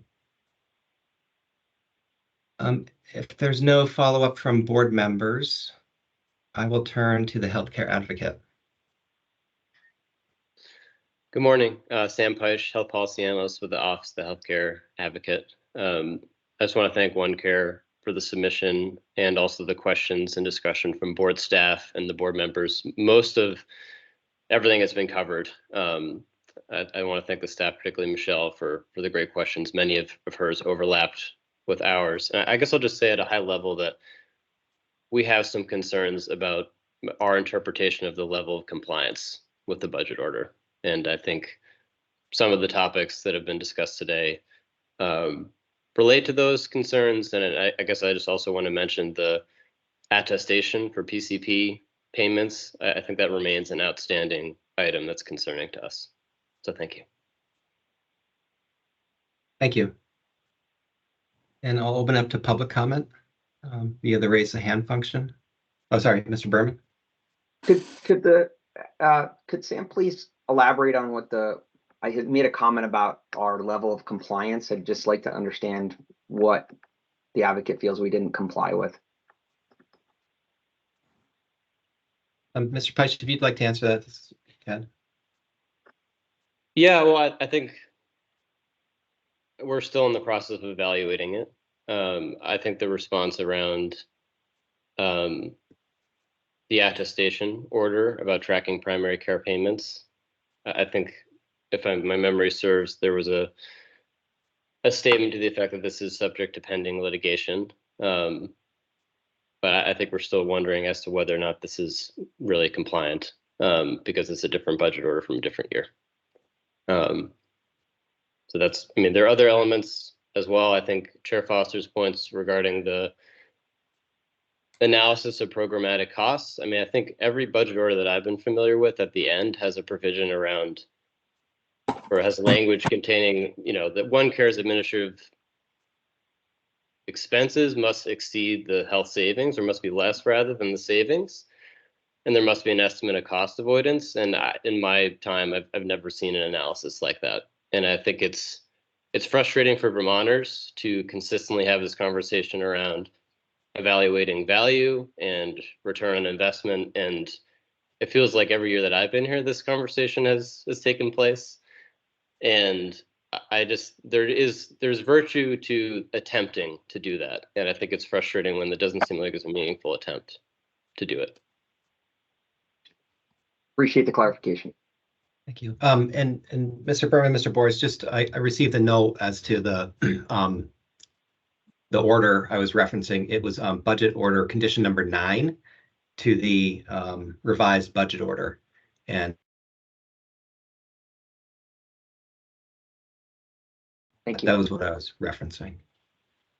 Okay. Mr. Davis, how are you? I'm okay, thank you. Good. Can you hear me? Yes, sir. Oh, thank you. As I've said before, and I'm simply going to say again, there's this huge air of unreality here in this whole discussion. If you look at what's going on here, the original purpose of an ACO is to set the stage for a way to get capitated financing to replace fee for service. Okay, that was the intent of the federal government. That's why the 4 stages were there, where you started with fee for service and you ended up with capitation. That was the purpose. Okay, what you have is that neither this board nor the federal government nor major payers like Blue Cross have had any interest in actually using OneCare for the purpose that it really exists, and it would actually get you somewhere in making an effect on healthcare. The fact is that if you what you want to do now is, if you don't want to, and I can't, and it's been out there for years. If you don't want to do, Mr. Davis, let me interrupt just because you're crackling a little bit. It was okay, but it's getting difficult to catch all the words. I don't know if I'm sorry, there's a way to. I don't know how to deal. I barely can deal with a computer. I'm not sure. Can you hear me now? I'm crackling. It's crackling a good Davis, amount. if you turn your camera off, you might have better luck. I hope my camera is up. Wait a minute. Where's my camera? Okay, wait a minute. It's my camera's off. That's Does better. that help? Yes, sir. That does help. Okay, so in other words, if you want to make the case, that you're not going to use OneCare for the purpose for which it basically exists, then you might as well say so, and say, instead of just picking around the edge. And the fact is that if you listen to the lines, and actually from the lines that came out today, you weren't there for some, Mr. Chairman, you'll understand. The reality is that on the ground, in the medical system, nobody has a clue what you're talking about. Nobody has a clue what OneCare is talking about. Abe Berman, who's going to do his best here, okay? They actually, these regional people that are supposed to be out raising awareness, okay? Guess what? There's no way to raise awareness. These people are working their butts off every day trying to deliver care and spending money just to say this sort of very bureaucratic stuff about making everybody feel better. You should take that money, okay, and spend it on some healthcare people, mental health people that can actually do some work. And so all I'm saying, it doesn't really make any sense. You've got one of the reasons you've got one of the things you've got a reason you've got all of this back and forth is, if I've never seen, I've watched in government for 6 decades. I have never seen a blizzard of stuff like put that Tom's putting out. Well, why he's putting it out there is because you're demanding. And when you're saying that's the issue, you got to fix this, you got to fix that. None of this is going to work unless you use it to change the reimbursement system. And so, straight ahead, you kill off OneCare. If it's not worth it, okay. If it, and the thing is that the people in OneCare are hard, but the reason why neither you nor the healthcare advocate nor Charlie Jones. The reason they can't find anything in there, okay, is because there isn't much. Get a grip. Reality is reality. The doctors out there have no idea what the healthcare advocate thinks, or what you think, or what Abe thinks, or what Tom thinks, or what I think. And they're trying to just do the job. And somebody's going to decide pretty soon, because what's is that not only is Abe not going to be able to hire a bunch of new people to do some vague job, he's going to start losing the people he's already got. Thank you. Okay, thank you very much. Any other public comment? Okay.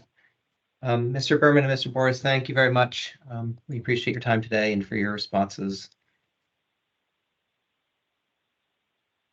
Have a good day.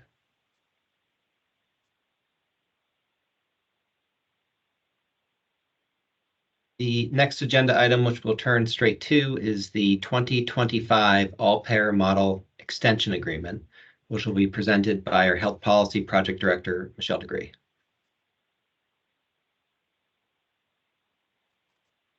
Hi, Chair Foster. Give me just one moment. I am trying to connect to my phone audio. Apologies.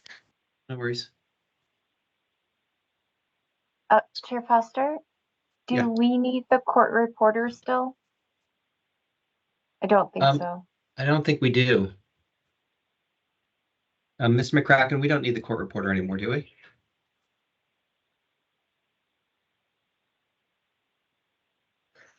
No, I don't believe we need the court reporter anymore. Maggie, you're welcome to hang out with us, but if you choose to go do other things, that's perfectly fine as well. So are we off the record, or will you need me again a little later? We'll go off the record, and I don't think we'll need you later either. Okay. So everyone enjoy the rest of your day, and it was great working with you all. Thanks, Maggie. You too. Bye-bye.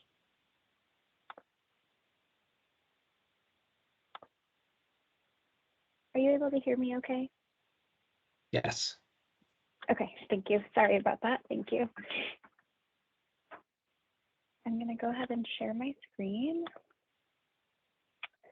And can you all just confirm that you can see that? Looks good. Thank you. Okay, so as stated, we're here to talk about the 2025 proposed extension to the existing Vermont All-Payer ACO Model Agreement. That is the agreement between the state, signatories being Chair of the Board, Secretary of the Agency of Human Services, and the Governor, and CMMI. I'm going to review a little bit of background with you. I've provided links here to all of the existing documentation. So we have the original agreement, as you all know, 5-year term, signed in 2016. Original term of the agreement was 2018 to 2022. The first amended and restated agreement was a 1-year with an optional second year, so 2023 and our current year, 2024. And this proposed extension, which is technically Amendment 1 to the first amended and restated, is for 1 year for 2025. The extension agreement itself retains the reporting requirements set forth in the amended and restated agreement, and there are proposed sort of administrative corrections to sections 1, 2, 6, 8, 9, 12, and Appendix 1. Primarily, those are deadline related, right? So any formula that has to be updated with an additional year would then need to be amended, and every December 31st, 2024 deadline would need to be extended to 2025. So I will go through the proposed sort of more substantive changes in a little bit more detail. So again, updating the end date to December 31st, 2025 throughout the agreement. That includes throughout formulas. So thinking about total cost of care targets, all of those formulas have been updated. These changes on the slide here are reflected in section 8 of the amendment. I should also note, I had linked it on the prior slide, but it is available on our website under today's meeting. So you can click on that. It's along with the slides. So the more substantive changes, the proposed amendment includes 3 new benefit enhancements for the Medicare beneficiaries participating in the program. And requires the state to report on provider experience with those benefit enhancements over the life of the model. That report is designated to the Agency of Human Services. It requires the board to use its regulatory authority should the ACO select an asymmetric risk arrangement in performance year 8, which would be 2025. And again, should the ACO elect for an asymmetric risk arrangement, requires the board to report on initiative participant experience with AIPBP payments in performance year 8. And I'll go into a little bit more detail about sort of those last 3 bullets there to give you a little bit more context. So first, we'll just touch on the benefit enhancements. These are offered per the Vermont All-Payer Model agreement. The ACO would have to choose to implement these. So they are outlined in the federal agreement, but the ACO still has to elect to implement these waivers. So the 3 new benefit enhancements that have been added are the home health homebound benefit enhancement, the concurrent care for hospice beneficiaries benefit enhancement, and the conditions of payment for inpatient services, otherwise known as the CAW 96-hour certification. And additionally, there's sort of some expanded detail on the telehealth benefit. As you may recall, telehealth was expanded during the public health emergency. So these expansions are per Congress through the end of 2024. The goal here is to continue to extend those into 2025, hence the expansion. So it's not technically a new waiver, it's just a little bit of a tweak to an existing one to allow for some more time there. The takeaway here for the telehealth one, again, is that it could expire at the end of 2024, and CMS recognized that the temporary extension of certain COVID-19 public health emergency flexibilities in accordance with all kinds of federal law would be set to expire and wanted to sort of continue those forward. Again, details of these benefit enhancements are found within the ACO's participation agreement with CMMI. So there's a mention of them in our federal agreement. Some more detailed information gets taken and put into the participation agreement that the ACO or participating ACOs sign with CMMI. Asymmetric risk arrangement option. This is new. So CMS approved a Vermont request to allow the ACO to elect an asymmetric risk corridor. So asymmetric risk, obviously a higher upside than downside. So the proposed was a 6% upside and a 3% downside. To support the goal of robust participation in the model during the final extension year of the model test. As you're aware, the ACO has historically selected the lowest allowable risk corridor. And while this has allowed them to minimize downside risk, it has limited their ability to, it has limited the amount of shared savings that they have been able to receive. So having the option for a higher upside potential could allow them to receive a larger portion of savings. And this change is really intended to create an environment that encourages the ACO to absorb the risk associated with the current Medicare AIPBP, all-inclusive population-based payment, which is ultimately reconciled back to fee-for-service.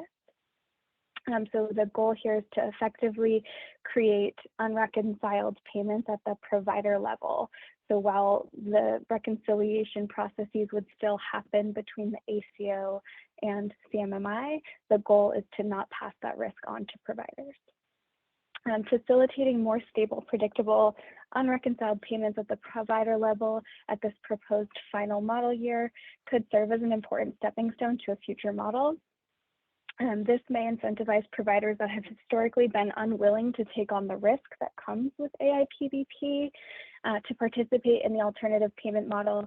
It may also better prepare providers for ahead where, should we be selected, participating hospitals could be operating under hospital global budgets, which are not reconciled back to fee-for-service. With these provider experiences in mind, if the ACO selects an asymmetric risk corridor, this is where the change comes for the board, CMS would require the Vermont OneCare board to use its regulatory authority to direct the ACO to structure provider payments as to minimize annual recoupment of funds from providers in the absence of shared losses. I cannot emphasize enough that asymmetric risk is an option. The ACO needs to elect this option. They can certainly elect a traditional risk corridor as they have done in the past and has been offered to them in the past. This will be, the participation agreement is sort of two parts between the ACO and CMS. I can't tell if anyone from the ACO is still on, so they can correct me if I'm wrong here, but there's the agreement itself, which is kind of long and detailed, and then there's a separate risk selection form. And so that piece is where they would be able to sort of make this change, right? And the AIPBP reconciliation piece that I'm discussing here is tied to the asymmetric risk component. So if the ACO were to elect just a traditional corridor as they have in the past, it would be sort of business as usual as we've done over the past 6 years.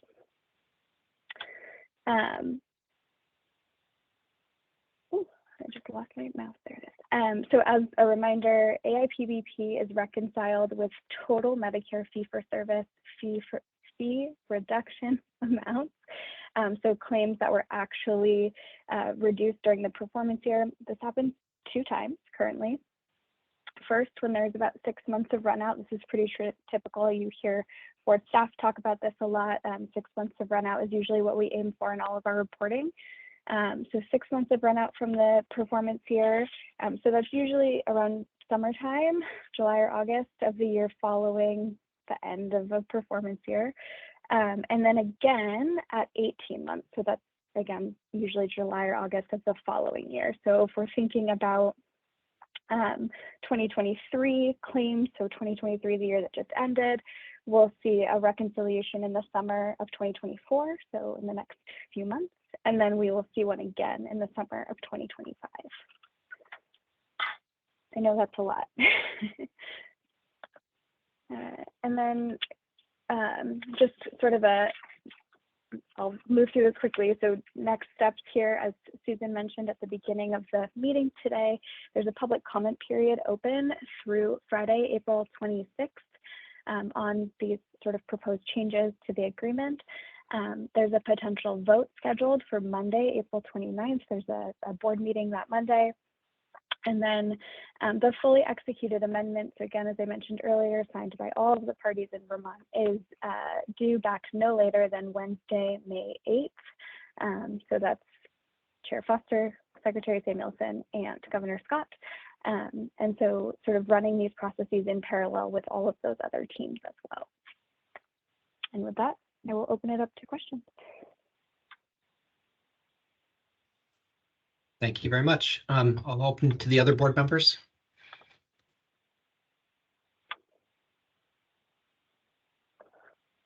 I can go first again, if that's all right. So a few specific questions and then some general comments. So Michelle, if we know from the hospital budget process and hearings that there's been a concerted effort to try to improve clinical documentation in order to improve the case mix index. Do I have audio problems going? Okay. So what I'm trying to understand is with the claims run out that goes to 18 months, when will we start to understand the impact of these efforts on the potential for shared savings within the ACO arrangement. So if the effort was put in starting, I believe, like August of 2023, so that would run through 2024, those Medicare claims would not finish their run out till summer 2025 in their reconciliation. So sort of thinking of the reconciliation as two steps. So if something happened in August of 2023, that's only 4 months. Sorry, doing math. Of 1 year, right? Because we're talking about calendar years. So first reconciliation would be at that 6-month mark, and that's typically when we're talking about, in this example, OneCare's sort of ACO process. They've seen then sort of their shared savings, their reconciliation amounts at that time. And if you'll recall, Lindsay and myself typically end up presenting on results from the prior year just before the ACO's budget presentation in the fall. So we rely more heavily on the 6-month run out. So, getting that information around July or August. While claims do continue to be reconciled through that next year, it's the bulk of the changes typically occur within those first 6 months. But I hope that helps a little bit. The reason why I ask is I'm trying to understand the potential impact to shared savings on basically increasing appropriately clinical documentation, which leads to increasing billing. And if the ACO in this extension would be at risk to, while they've basically have walked away from significant savings in the past, if that dynamic could shift substantially and when we could start to get indicators of that shift. It's a really good question. I think I maybe don't have a incredibly straightforward answer for you, but also a reminder that not all hospitals participate in the Medicare program. So we're only talking about participating ACOs participating hospitals in this instance. Does that help at all? I think that helps contextualize it. Yeah. But I think Dave, I don't have a straightforward answer, and while I appreciate what you're getting at, I find it hard to imagine that there would be much impact in 2025 because of the delay, right? And the time for the changes in coding to take effect and then for payments to be made. I would think if it has an impact, it wouldn't be particularly large. But that's my gut because of the delay typically in things. But just to make sure that I understand the line of questioning, your concern is that the effort by the UVM Health Network to improve its coding, to raise its case mix index, which was discussed during their budget cycle, that would increase reimbursement to the hospital, but could in fact push the ACO beyond its savings targets. So the effort by the health network could harm its own ACO. That's my concern, yeah. That's your concern. Thanks for clarifying. Okay. I guess my general comment is that I think that evaluating the all-payer model agreement has been challenging. I think looking back at prior hearings, there's been some hesitancy to evaluate early in the agreement because of, I think, multiple reasons. One, it was rolling out. We were trying to implement, the various programs. The programs have changed. The targets have changed. I think the purpose of it has changed. And COVID which was the big curveball in this whole thing. But now we're nearing, the end of the all-payer model agreement, and I really do think it would be incredibly helpful to put significant effort into evaluating what has occurred, what has worked, what has not worked. Trying to understand the impact of the benefits, like the Blueprint SASH funding, the CPR payments, and what the actual magnitude of our value-based care transformation infrastructure has been compared to, and this could be anecdotal even, but trying to understand that impact compared to other states who ended up in a different model with multiple ACOs and other value-based contracting, and then trying to understand the impact of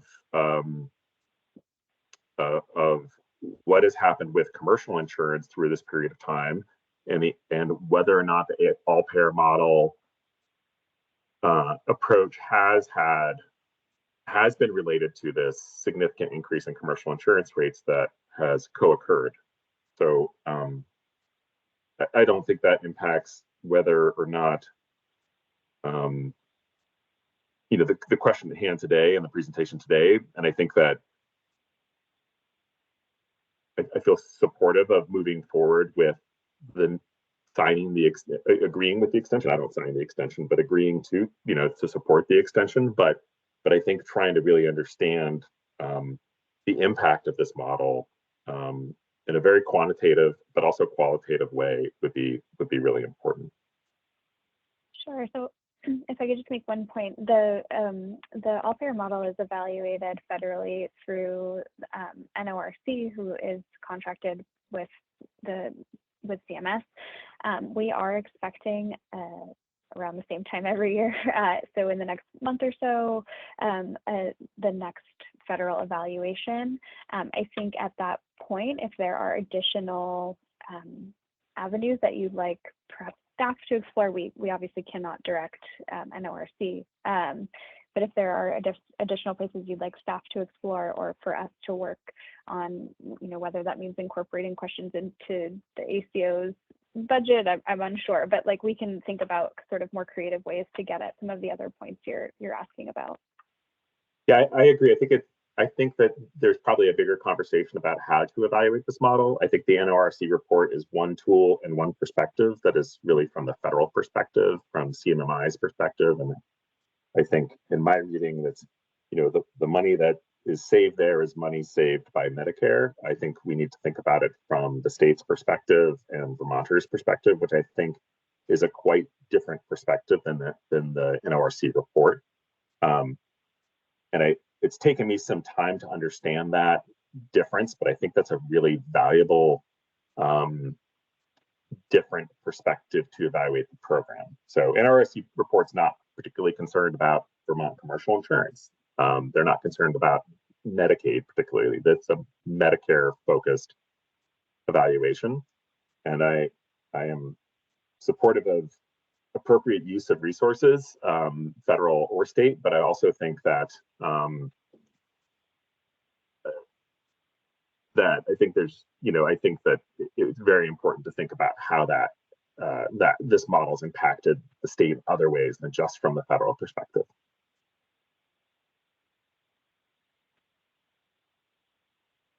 Dave, if I could just for a second respond to one comment that you made about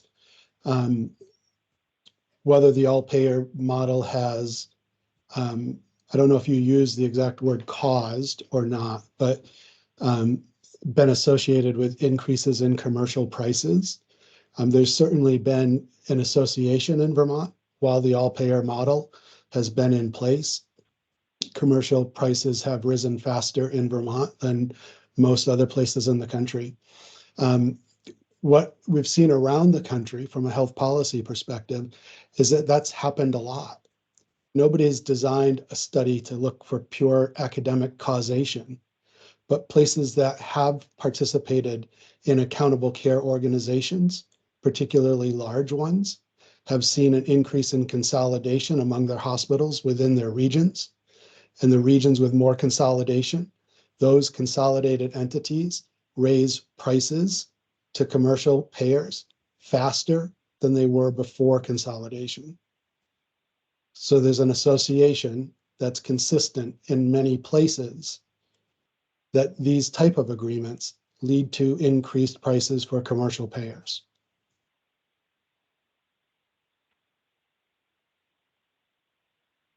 Thanks for that comment. I have no other questions for today, but thanks, Michelle, for the presentation. Michelle, do you have a sense of where, I think we have from prior conversations, but it helped me to hear again today, if we declined to extend this agreement, what would we lose? The ACO would go away, but what else would happen in Vermont? Sure. So I think, one of the biggest ones we always point to is that the federal agreement is the avenue by which we receive funding, Medicare portion of Blueprint funds and SASH funding in the state. So that would effectively be gone. I think, this is the state's agreement. It still does require the ACO to have that participation agreement. So that they're sort of two separate things. But the state agreement is the avenue by which we receive Blueprint and SASH funding. So I think that's sort of one of the biggest ones that gets highlighted. I think in the absence of I'll just say that's one of the biggest things that we see. We're nearing the end of my second year on the board, and so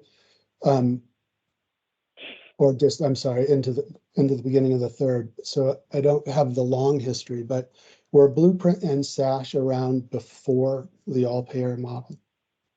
Yeah. How were they funded then? Do you know? I could not speak to that wholly. I will say the Blueprint, this is the Medicare component of Blueprint. So it's not full Blueprint funding. Other payers are providing their share. I can also provide that information when you're finished. Yeah, I was gonna ask if Robin could jump in.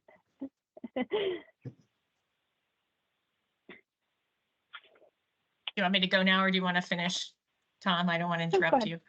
No, I was hoping you might, if any help. I'd like help understanding that, because I've been under the impression previously that if the all-payer model were to end, or the ACO were to end, that Blueprint and SASH funding would go away. And my impression up until recently had been that it would all go away.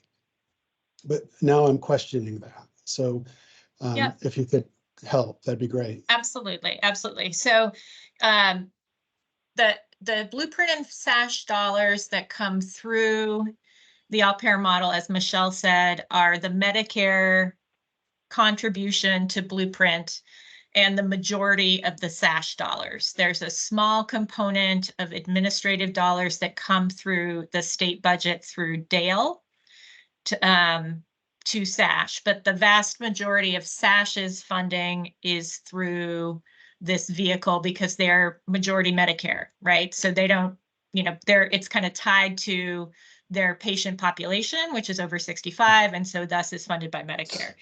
Prior to the all-payer model, the state had participated in the Medicare MAPCP, which I won't remember exactly what that acronym stands for, but it was a prior federal model to provide funding for primary care practices to have a Medicare contribution and become a medical home.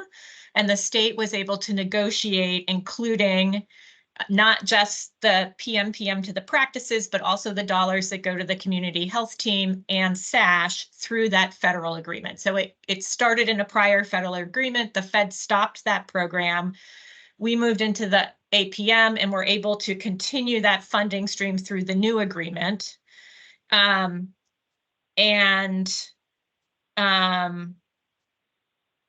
So maybe that's all I have to say about that. So it's basically been MAPCP federal agreement with the state and Medicare transitioned to APM.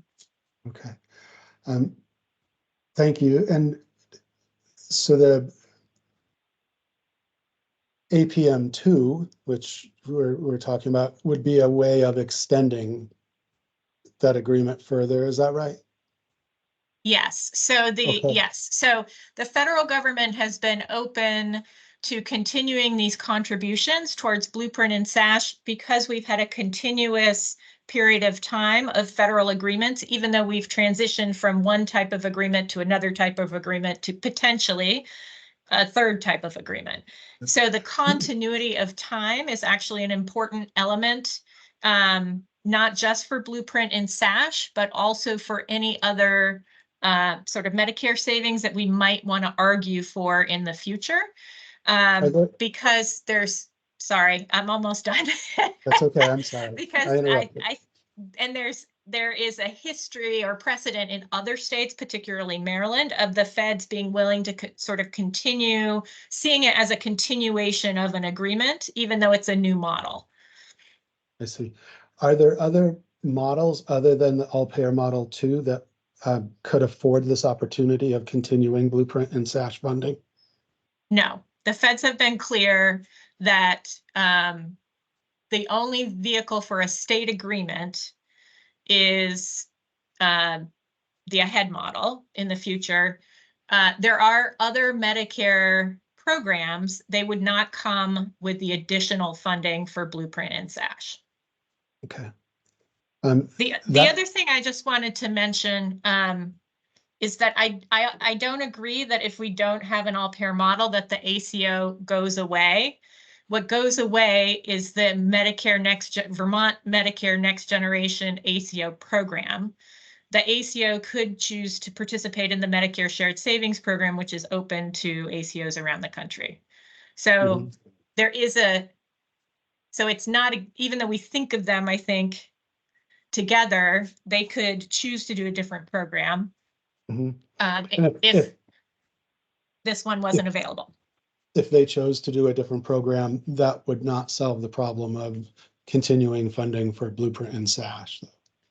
I was speaking specifically to if we did not have an agreement in 2025, the ACO wouldn't go away because there's another option, or they might. I don't know what they would do, but there is another option for them rather than going away. Do either or anybody else have a sense of how much funding Blueprint and SASH receive as part of the program? So it's trended with the benchmark. So last year it was almost $10 million. At the beginning of the agreement, in 2016, I think it started at $7.5 million, and it's been trended forward at the benchmark rate ever since. So it was just under 10 million last year. I would imagine we would push that threshold for 2025, just if I'm thinking about math correctly. Yeah. And what's been the trend in OneCare's budget during that time? What's it cost OneCare to run? I would have to look that up. That's not something I have off the top of my head. It's not a very sophisticated analysis, right? But it seems like we're spending bad money in order to try to get some potentially good money for programs that, while not studied in great detail, Blueprint and SASH do seem to offer some benefit directly to Vermonters. And as Dave was pointing out, the all-payer model and OneCare, they've offered some benefit to Medicare because less money has been spent in the state on patients who have Medicare for their insurance. So, currently, I'm really trying to understand this because currently I'm not inclined to want to extend an additional year. I feel like this experiment has run its course. So of a chronically underperforming entity with OneCare. And there's been some success from a Medicare standpoint, but it hasn't delivered for Vermonters. And in addition, Can I just make one comment? In addition, it seems to have, the organization has delayed or in some cases failed, in my one board member's opinion, to comply with our orders. And the orders have been meant to help us get a better sense of how they're performing. And ultimately that would help them prioritize where their spending is occurring. So I don't feel that Vermonters have benefited from this model. And I believe the organization has not complied with the orders that are requested, which those two things combined make it difficult for me to see how they would do better in 1 year remaining. And to continue to improve their budget and to continue to extend this agreement, to my reading, seems wasteful for Vermonters.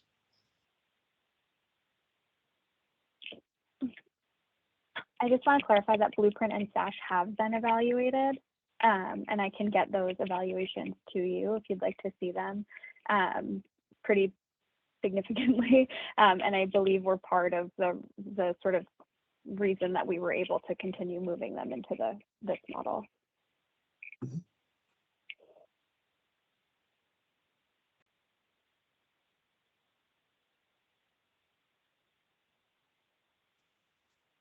So I just have, I'll say a couple quick things. I think there's no shortage of like frustration, kind of state large, relating to some of these issues with the first all payer model.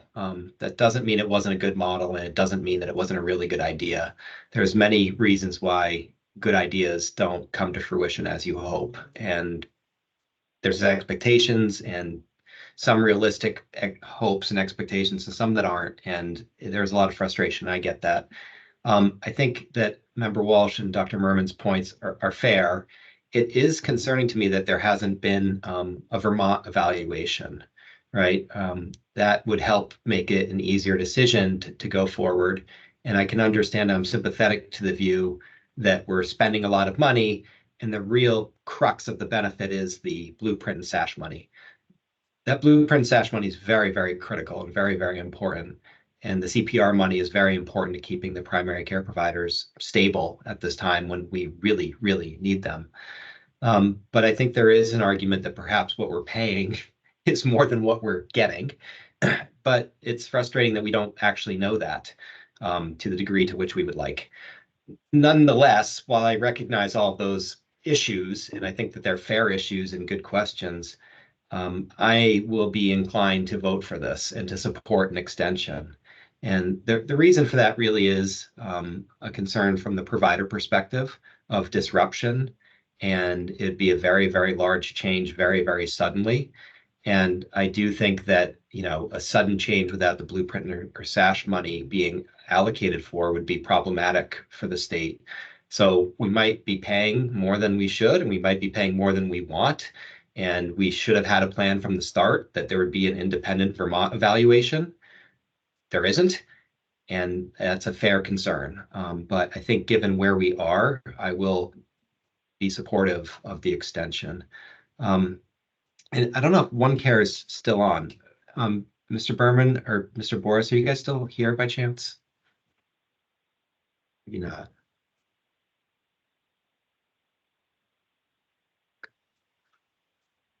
Well, I was going to ask, and the one thing I was concerned about is like what 2024 looks like from the ACO's perspective. So in 2023, we know that there's potential losses. I think potentially even large losses. And I think that 2024 might be even harder. So in addition to the cost, we might be experiencing losses that may need to be paid back. And maybe that's part of what's feeding into the challenges with this a little bit. So the ACO will really have to perform given some of the changes at the UVM Health Network and how they're billing and how they're dealing with the patient acuity issue that they flagged themselves. So savings will be tough this year. And I kind of want to see where they were and what they thought, but we can ask them that offline. In any event, that's all to say that I recognize the frustrations. They're fair. But personally, for me, I'll be supporting this. I thought I'd just jump in with a few comments as well. I don't have any questions. I would say that for me, the 2025 extension is less about the ACO and more about potentially thinking about how providers can start preparing for the next model, if there is a next model. Obviously, we won't know that for another year. But for example, one of the benefits to providers currently through this agreement is the ability to not come into compliance with MIPS, Medicare MIPS. Medicare is a very different place than it was when Vermont joined the all-payer model. I think providers need time to prepare for that. It will potentially involve changes to EMRs and electronic health systems. So I see 2025 as providing a glide path for providers to think about what's in the future. So in addition to the disruption potentially of Blueprint and SASH, I think there's additional disruption that in the provider community that could be avoided by being clear that 2025 should be a glide path year. That is in part why the state requested and negotiated additional waivers that potentially could be implemented. You'll may have noticed that all of the waivers that are new to 2025 are waivers that would be included in the AHEAD model. That allows providers to potentially implement those waivers in advance of a participation in AHEAD if we end up there. So I really see 2025 as a transition year, a closeout year for the APM, and a year for people to start looking forward and thinking about 2026 and what that might bring and how we can hopefully continue to move forward in improving our health system. Yeah, I think that's all I want to say. I will be supporting the extension, which is probably obvious from my comments. Thanks.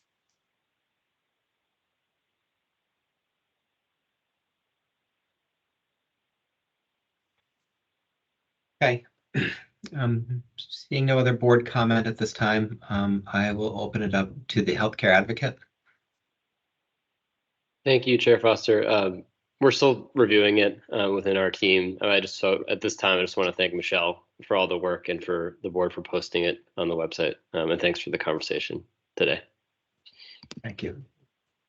And I'll open it up to public comment. Mr. Davis.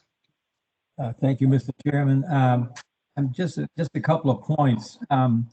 One of them is that that I believe that it's really difficult, the whole question of risk, and then how you're trying to use money to incentivize the medical system, doctors, the medical delivery system generally, to increase quality, to do just better work. I just can't believe any. I think the only way that you can really incentivize people to do something differently is if they can see how what they're doing affects what they're getting paid. This is I don't remember exactly, but OneCare has had a tendency in the past to dilute that by trying to lump stuff together. The minute you lump stuff together, the whole incentive to improve the quality vanishes. And somebody else to get the numbers looking the way they should. So I would just say that the whole risk idea is just plain doesn't work because it's not individualized. The second point I want to make is something that I'm very troubled by, and one of the reasons I'm raising it is that I'm writing a book about it, and it's a principle of the journalistic profession of which I consider myself a member and have for many years. is that if it's about somebody, then you tell them that and you give them a chance to respond. So here is what I think is one of the most important points that I've seen. Both Tom Walsh and Jessica Holmes, in an interview with her local newspaper, have said that the Vermont costs are going up too high, okay, because there's too much consolidation. And when they say the word consolidation, that use that UV network, okay, that has been that is a problem, and that's one of the reasons why the Vermont increases in costs are too high. Okay, this is wildly misleading for the following reason. Here it is, and anybody wants to argue with it, bring it on. The fact is that there are two numbers about what Vermont is spending. One is the gross number, okay, of what they spend to keep their people healthy in the state. Okay, that number is relatively high. It's very high. It's relatively high, and here's the reason it's relatively high. Because there are 50 states in the United States. Everybody will agree to that. And the only state that's older than Vermont is Maine. Vermont is the second oldest state in the United States. Even the people who don't know anything about healthcare are going to understand that the more that the older people get, the more they use the healthcare system. And so the question is not, so the two questions about Vermont. And when you look at them, the question is, are they age adjusted? If you look at the Dartmouth Health app is going to tell you that Vermont costs are very low because they're age adjusted. Okay. Now, if you take the raw data, then the costs are high. Okay. Now the referee here, that's just not my opinion. The Kaiser Family Foundation looks at this, and I've talked. Okay, what they do is they're saying that the Vermont costs. Okay, but what they also they have not proven this. I have not fully checked, but they indicated that their data is not age adjusted. And what you've got is Walsh and Holmes are saying stuff like we have this, and they don't have to say UVM.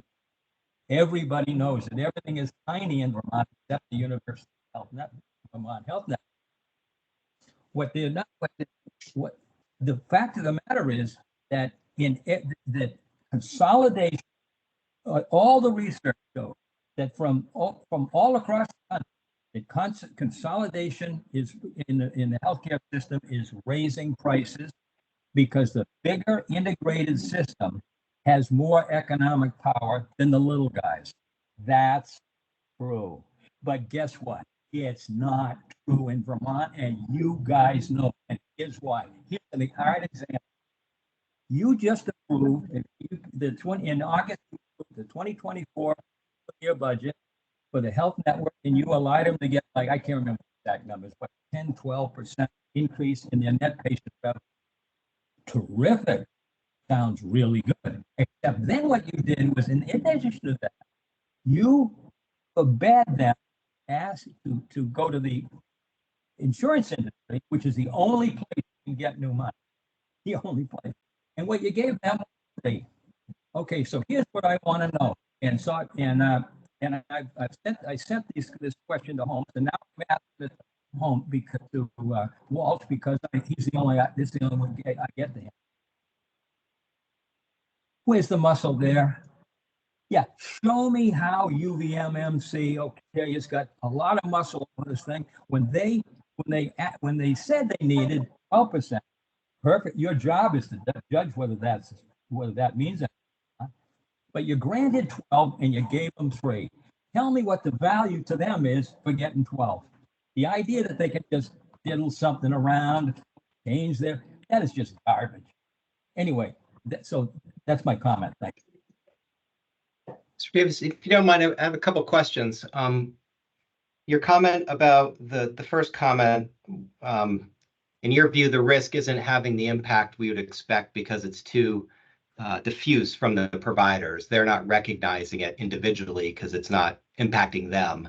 And I was just going to ask if you were going to be on our hearing this afternoon at 2 relating to global budgets, because I'd like to hear your perspectives on that if you're able to attend. I know you generally attend.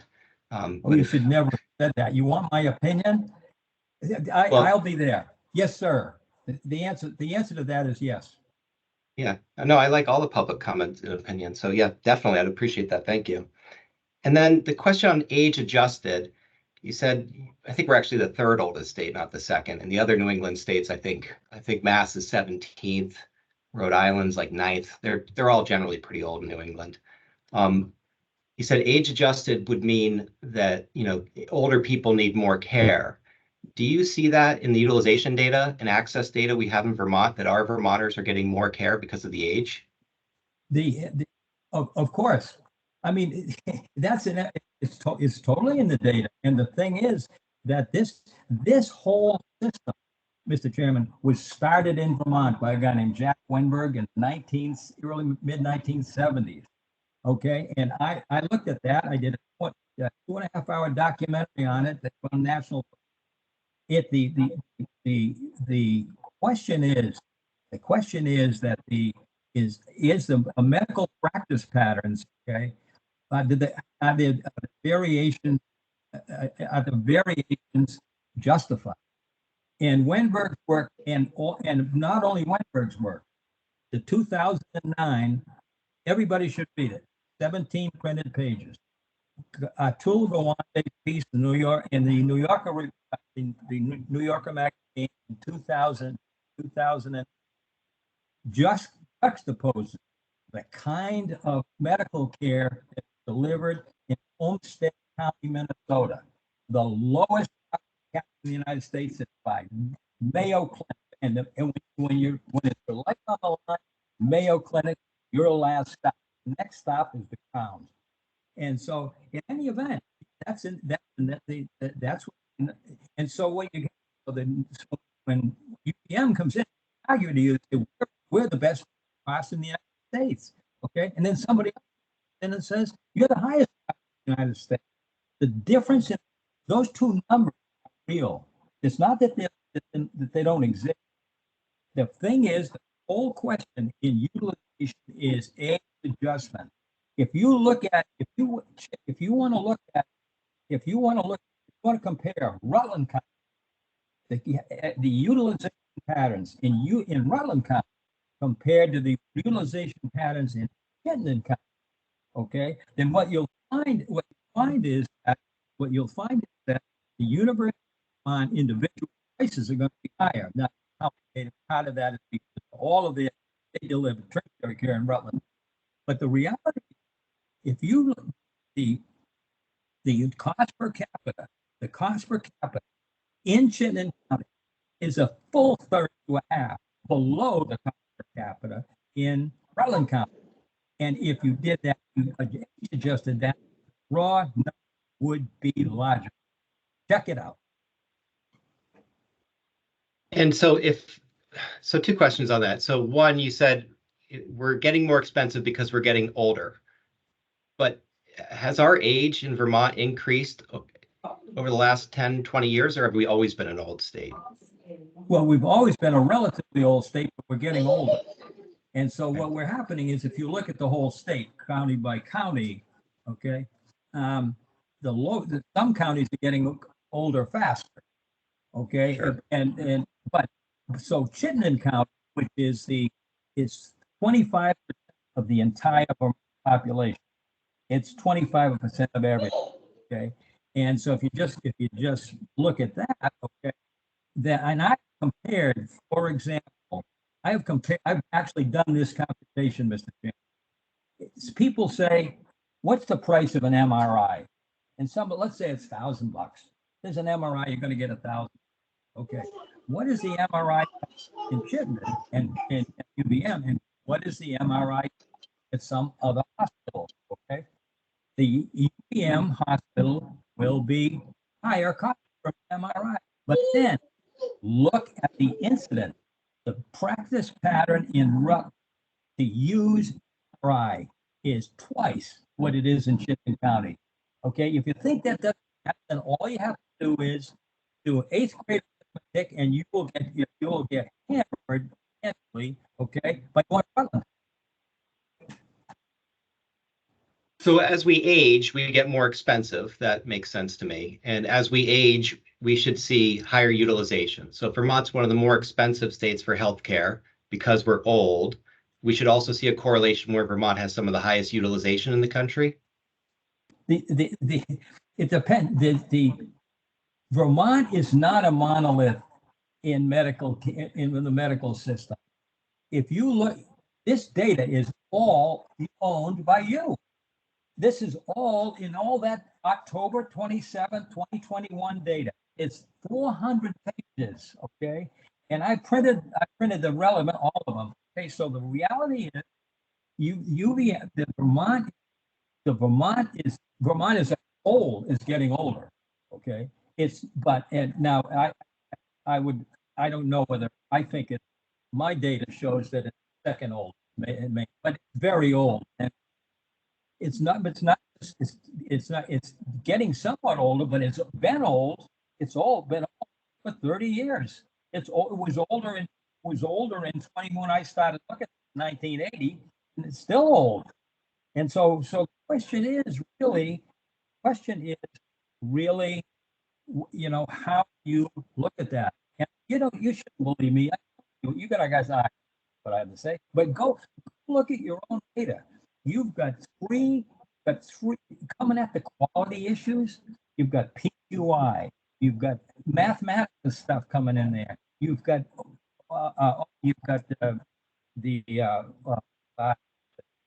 there's, just look at all of those. Here's what they're going to tell you. We have 154 beds more than we need in Vermont.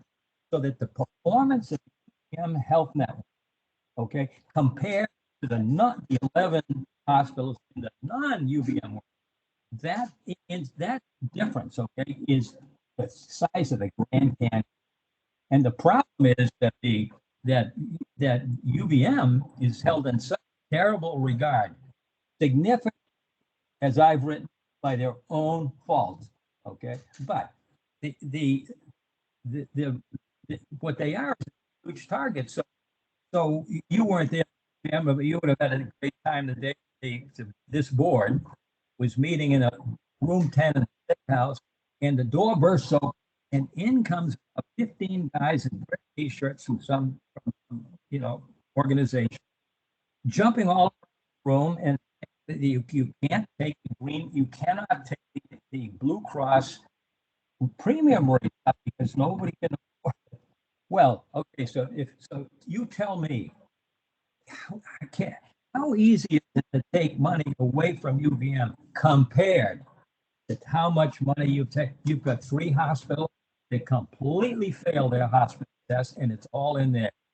You look at places like Rutland, Bennington, Gifford, Northwest, Northeast, and when you look at the quality numbers that you are not, that's not my, although I've been in every hospital in this state many times. Plus, in hospitals, one into this other. These really, they're political dynamite. Anyway, I get raved enough. I'm sorry about that. I get a little steamed up. No, I'm asking you because I appreciate your views. When you say UVM is a third cheaper, are you referring to Medicare data, or what data are you referring to? Yep.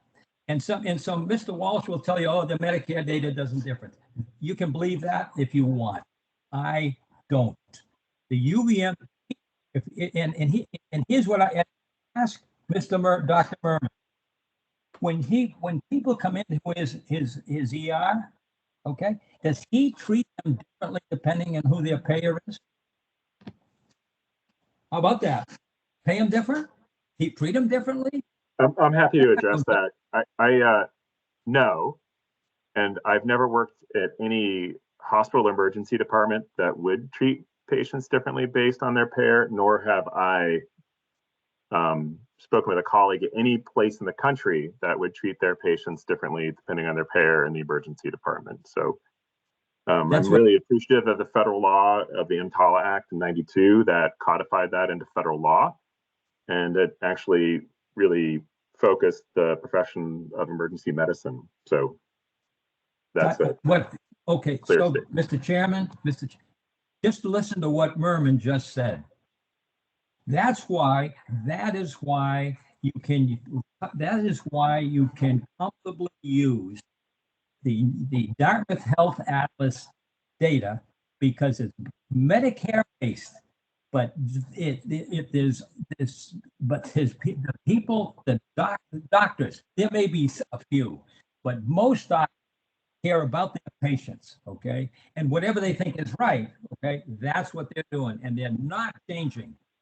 What Mr. Walsh has told us in the past is that they are. That's why he says, you can't count on the Dartmouth Health Act. Right? So in my time at the board, there's been a good amount of talk of the cost shift. And there's various views on that. I know it's a topic that people have strong views about. I'm curious if you agree there's a cost shift. I think you had said in the past there isn't, because there's a regulatory structure. No, excuse me. No, there's no, the cost shift. Tom Pelham used to think this. There's no way to avoid the cost shift. The cost shift is inevitable if Medicare and Medicaid are not paying the full price. You say if the actual cost of the entity, the doctor in the hospital, to deliver the care, cost is what the cost is. The question then is, how do you recover those costs? And there's no way to recover the cost without the cost shift. And that's why it's so critical what you guys have to say about the commercial act. The driver of the cost system is the commercial act. It's not the EPR.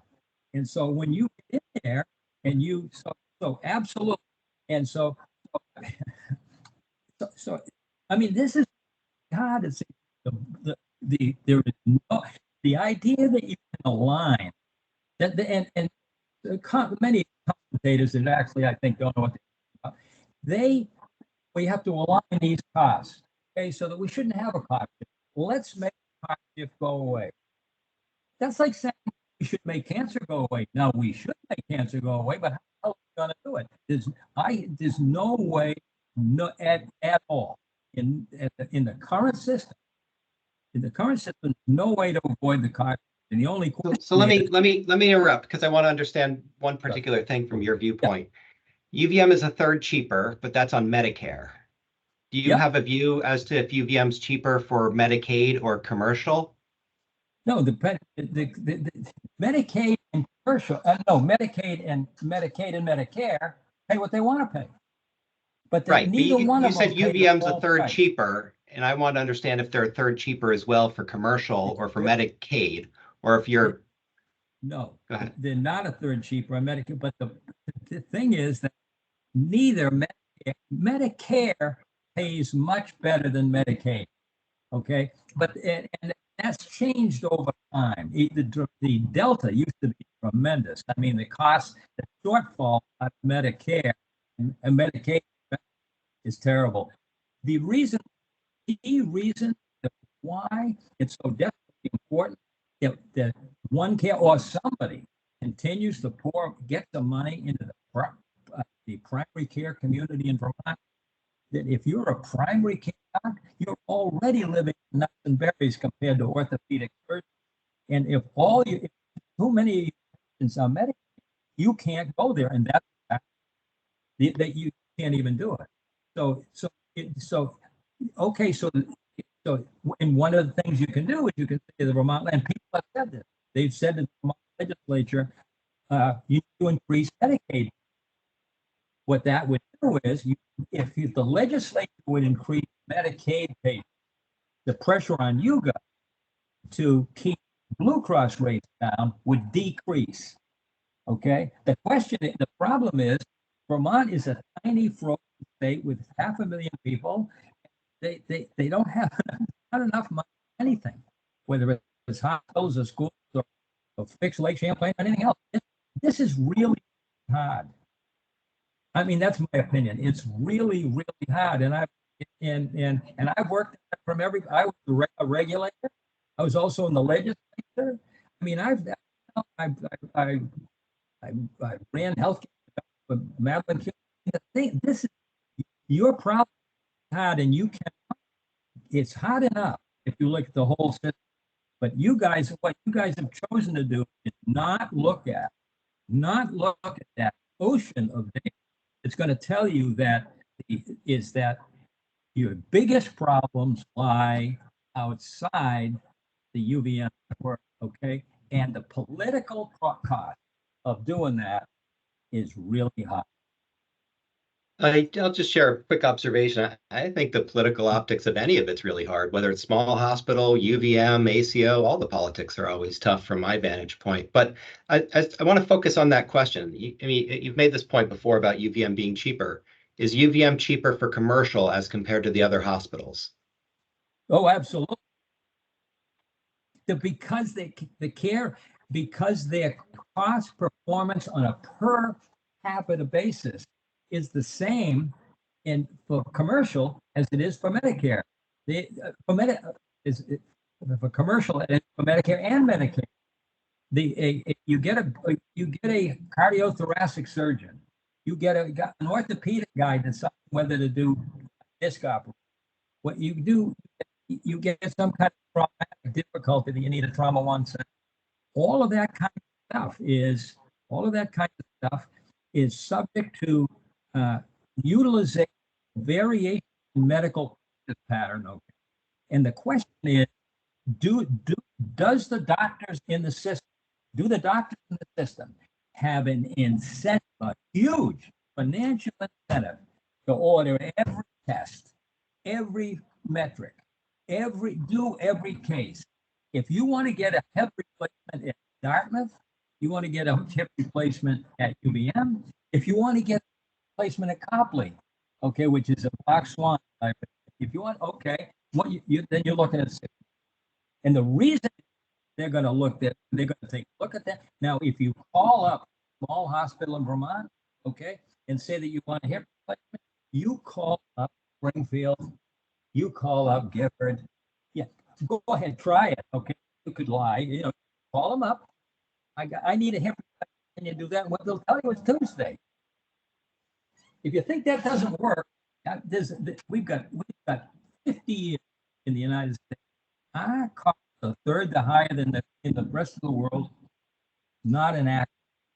There's a reason for that. So on a per capita basis, UVM would be cheaper commercially. Is that age adjusted for Chittenden County being the youngest county in the state? Absolutely, and that's why Jack Wenberg's work, which started in Vermont, moved to New Hampshire, now is for commercial. And the Dartmouth Health Atlas is really now good. I mean, it is really, it's not only age adjusted, it's sex adjusted, payment adjusted, it's hair color adjusted, it's adjusted out to the eyeball. And the reason is that if you don't adjust, okay, then you can't really get at the question of what's going on. So I'll just ask you if you wouldn't mind, I don't want to impose on your time, but if you wouldn't mind sending my assistant, Kristen, your data, I'd love to see it relating to UVM's commercial costs being cheaper on a per capita age adjusted basis. I'm not sure I'm familiar exactly with the data you're talking about. So if you'd send it to her, I'd take a look and appreciate it. The other question I had is you talked about consolidation a little bit. And have you seen the costs and the commercial prices for the network decrease as consolidation has occurred here? Absolutely, Central Vermont. Now the thing is that, but the real effect has not been that great an effect. Middlebury has only been in the UVM health network since the late 80s. That's when when Porter just ran out of gas and gave himself to UVM. They have and it's not one of the things I'm not sure. I'm that UVM is perfect. I mean, people may think anything. But the fact of the matter is that UVM has huge problems internally. One of the things, if you watch, and you do watch here, think of the thing what you should look at it on the, look at what happened this morning, okay? Tom Borey here, and he gives you this. I couldn't begin. Nobody in the world does that stuff. There's this, that, the other thing. There's numbers all over the place. But what really happened, then Abe comes in. Abe is brand new. He just got named the real head of OneCare like 3 days ago. Oh, whatever. He's looking at the real world. What he can see is the kind of stuff that UVM, that OneCare is ginning up. I understand that's a pejorative word, but I don't care. I'm calling it ginning up. Okay, it's, well, we'll make this guy, we'll try to do this, and we'll have these guys be more of that, or of this, and then and we'll try to find out, we'll encourage some people to take the bus, or whatever. Okay, what Abe told the board this morning, okay, was, hey, it's really tough. They've got this whole idea of people that make you feel better. Okay, and then what are you going to have to pay a guy to make you feel better? Okay, if you're a primary care doc, which you can earn in the market, okay, if you're a primary care doc and you're in an independent market where you could buy a Medicaid. Sorry, Mr. Davis, I'm gonna just interrupt because I see a couple hands raised, but I wanted to I'm sorry. make this. Go ahead. No, it's okay. I didn't ask a great question. So you talked about consolidation and how it's saved money for Vermonters here. And if you have the data, so I asked that because I asked that of UVM Health Network in their hearing, if they have evidence that the consolidation has decreased prices, commercial prices for the network. And if I recall correctly, I don't think they had it. So that is something I'm interested in looking at, because if consolidation is saving us commercial money and enhancing quality, we definitely want to know that. So if you could send that as well, if you have it handy, how the consolidation at the network has decreased prices, I would greatly appreciate it, because that's something we do want to understand. And admittedly, we don't perfectly understand it. I see Member Walsh has his hand raised, and then I'll go to Member Holmes. Thank you, Chair. And thank you, Ham, for years of dedication and insight into trying to make healthcare better in Vermont. I do want to respond to a couple things that I think were factually incorrect, that you, not incorrect, you were correct, but not current, up to date, right? The El Paso McAllen analysis by Atul Gawande, you mentioned specifically, I think that came out around 2009. And that found, as you pointed out, that among Medicare recipients, McAllen was more than twice as expensive as El Paso. There was a redo of that article, I think it was by Franzini, or an Italian name, I'm pretty sure it was Franzini, a year later in 2010, that found that that was not the case for people who were less than 65. There's a difference between the costs of care for patients with Medicare and patients with private pay. That Franzini article kind of cracked the shell on what Dartmouth had been talking about all the years before, all the years I've been teaching there. That was followed up by a large project in Yale by Zach Cooper's team. The first publication there was in 2015 that found oftentimes there is a complete flip between what commercial payers and what Medicare recipients are receiving. The utilization patterns can be completely flipped. Not because any one doctor is trying to treat people differently, but that's what the system creates.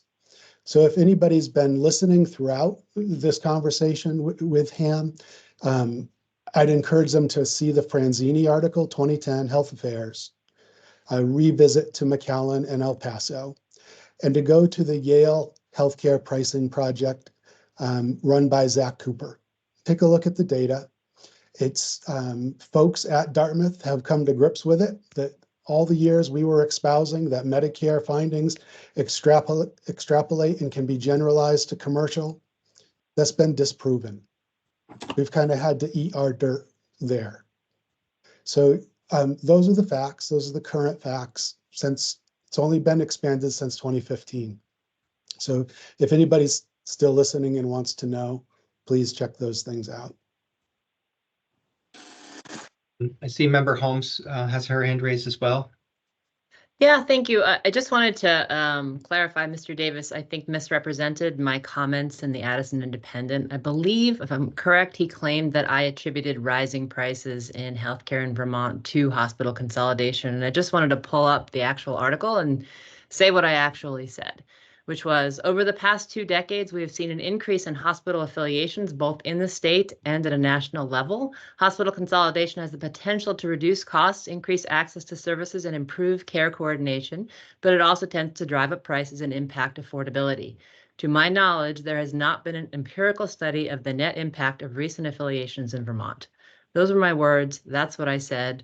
I did not claim that rising prices in healthcare in Vermont could be attributed to hospital consolidation because the study hasn't been done. Just wanted to say that. Thank you. Thank you. And maybe Mr. Davis can provide us that information if he has it. Dr. Merman.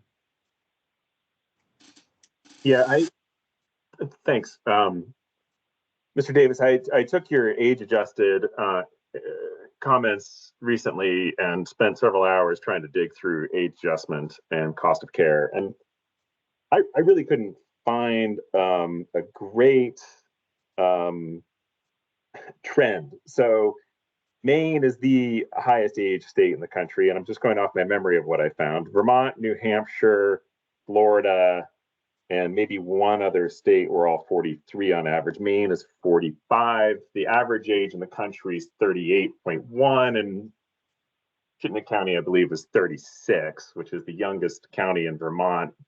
As you mentioned, it's about a quarter of the population, but it's below the average age. So the rest of Vermont is far more expensive. And just a quick look, per capita spending for total healthcare expenditure off the Kaiser Family Foundation website. I think it was, I believe that's 2021 data, but I'm not 100% sure off the top of my head.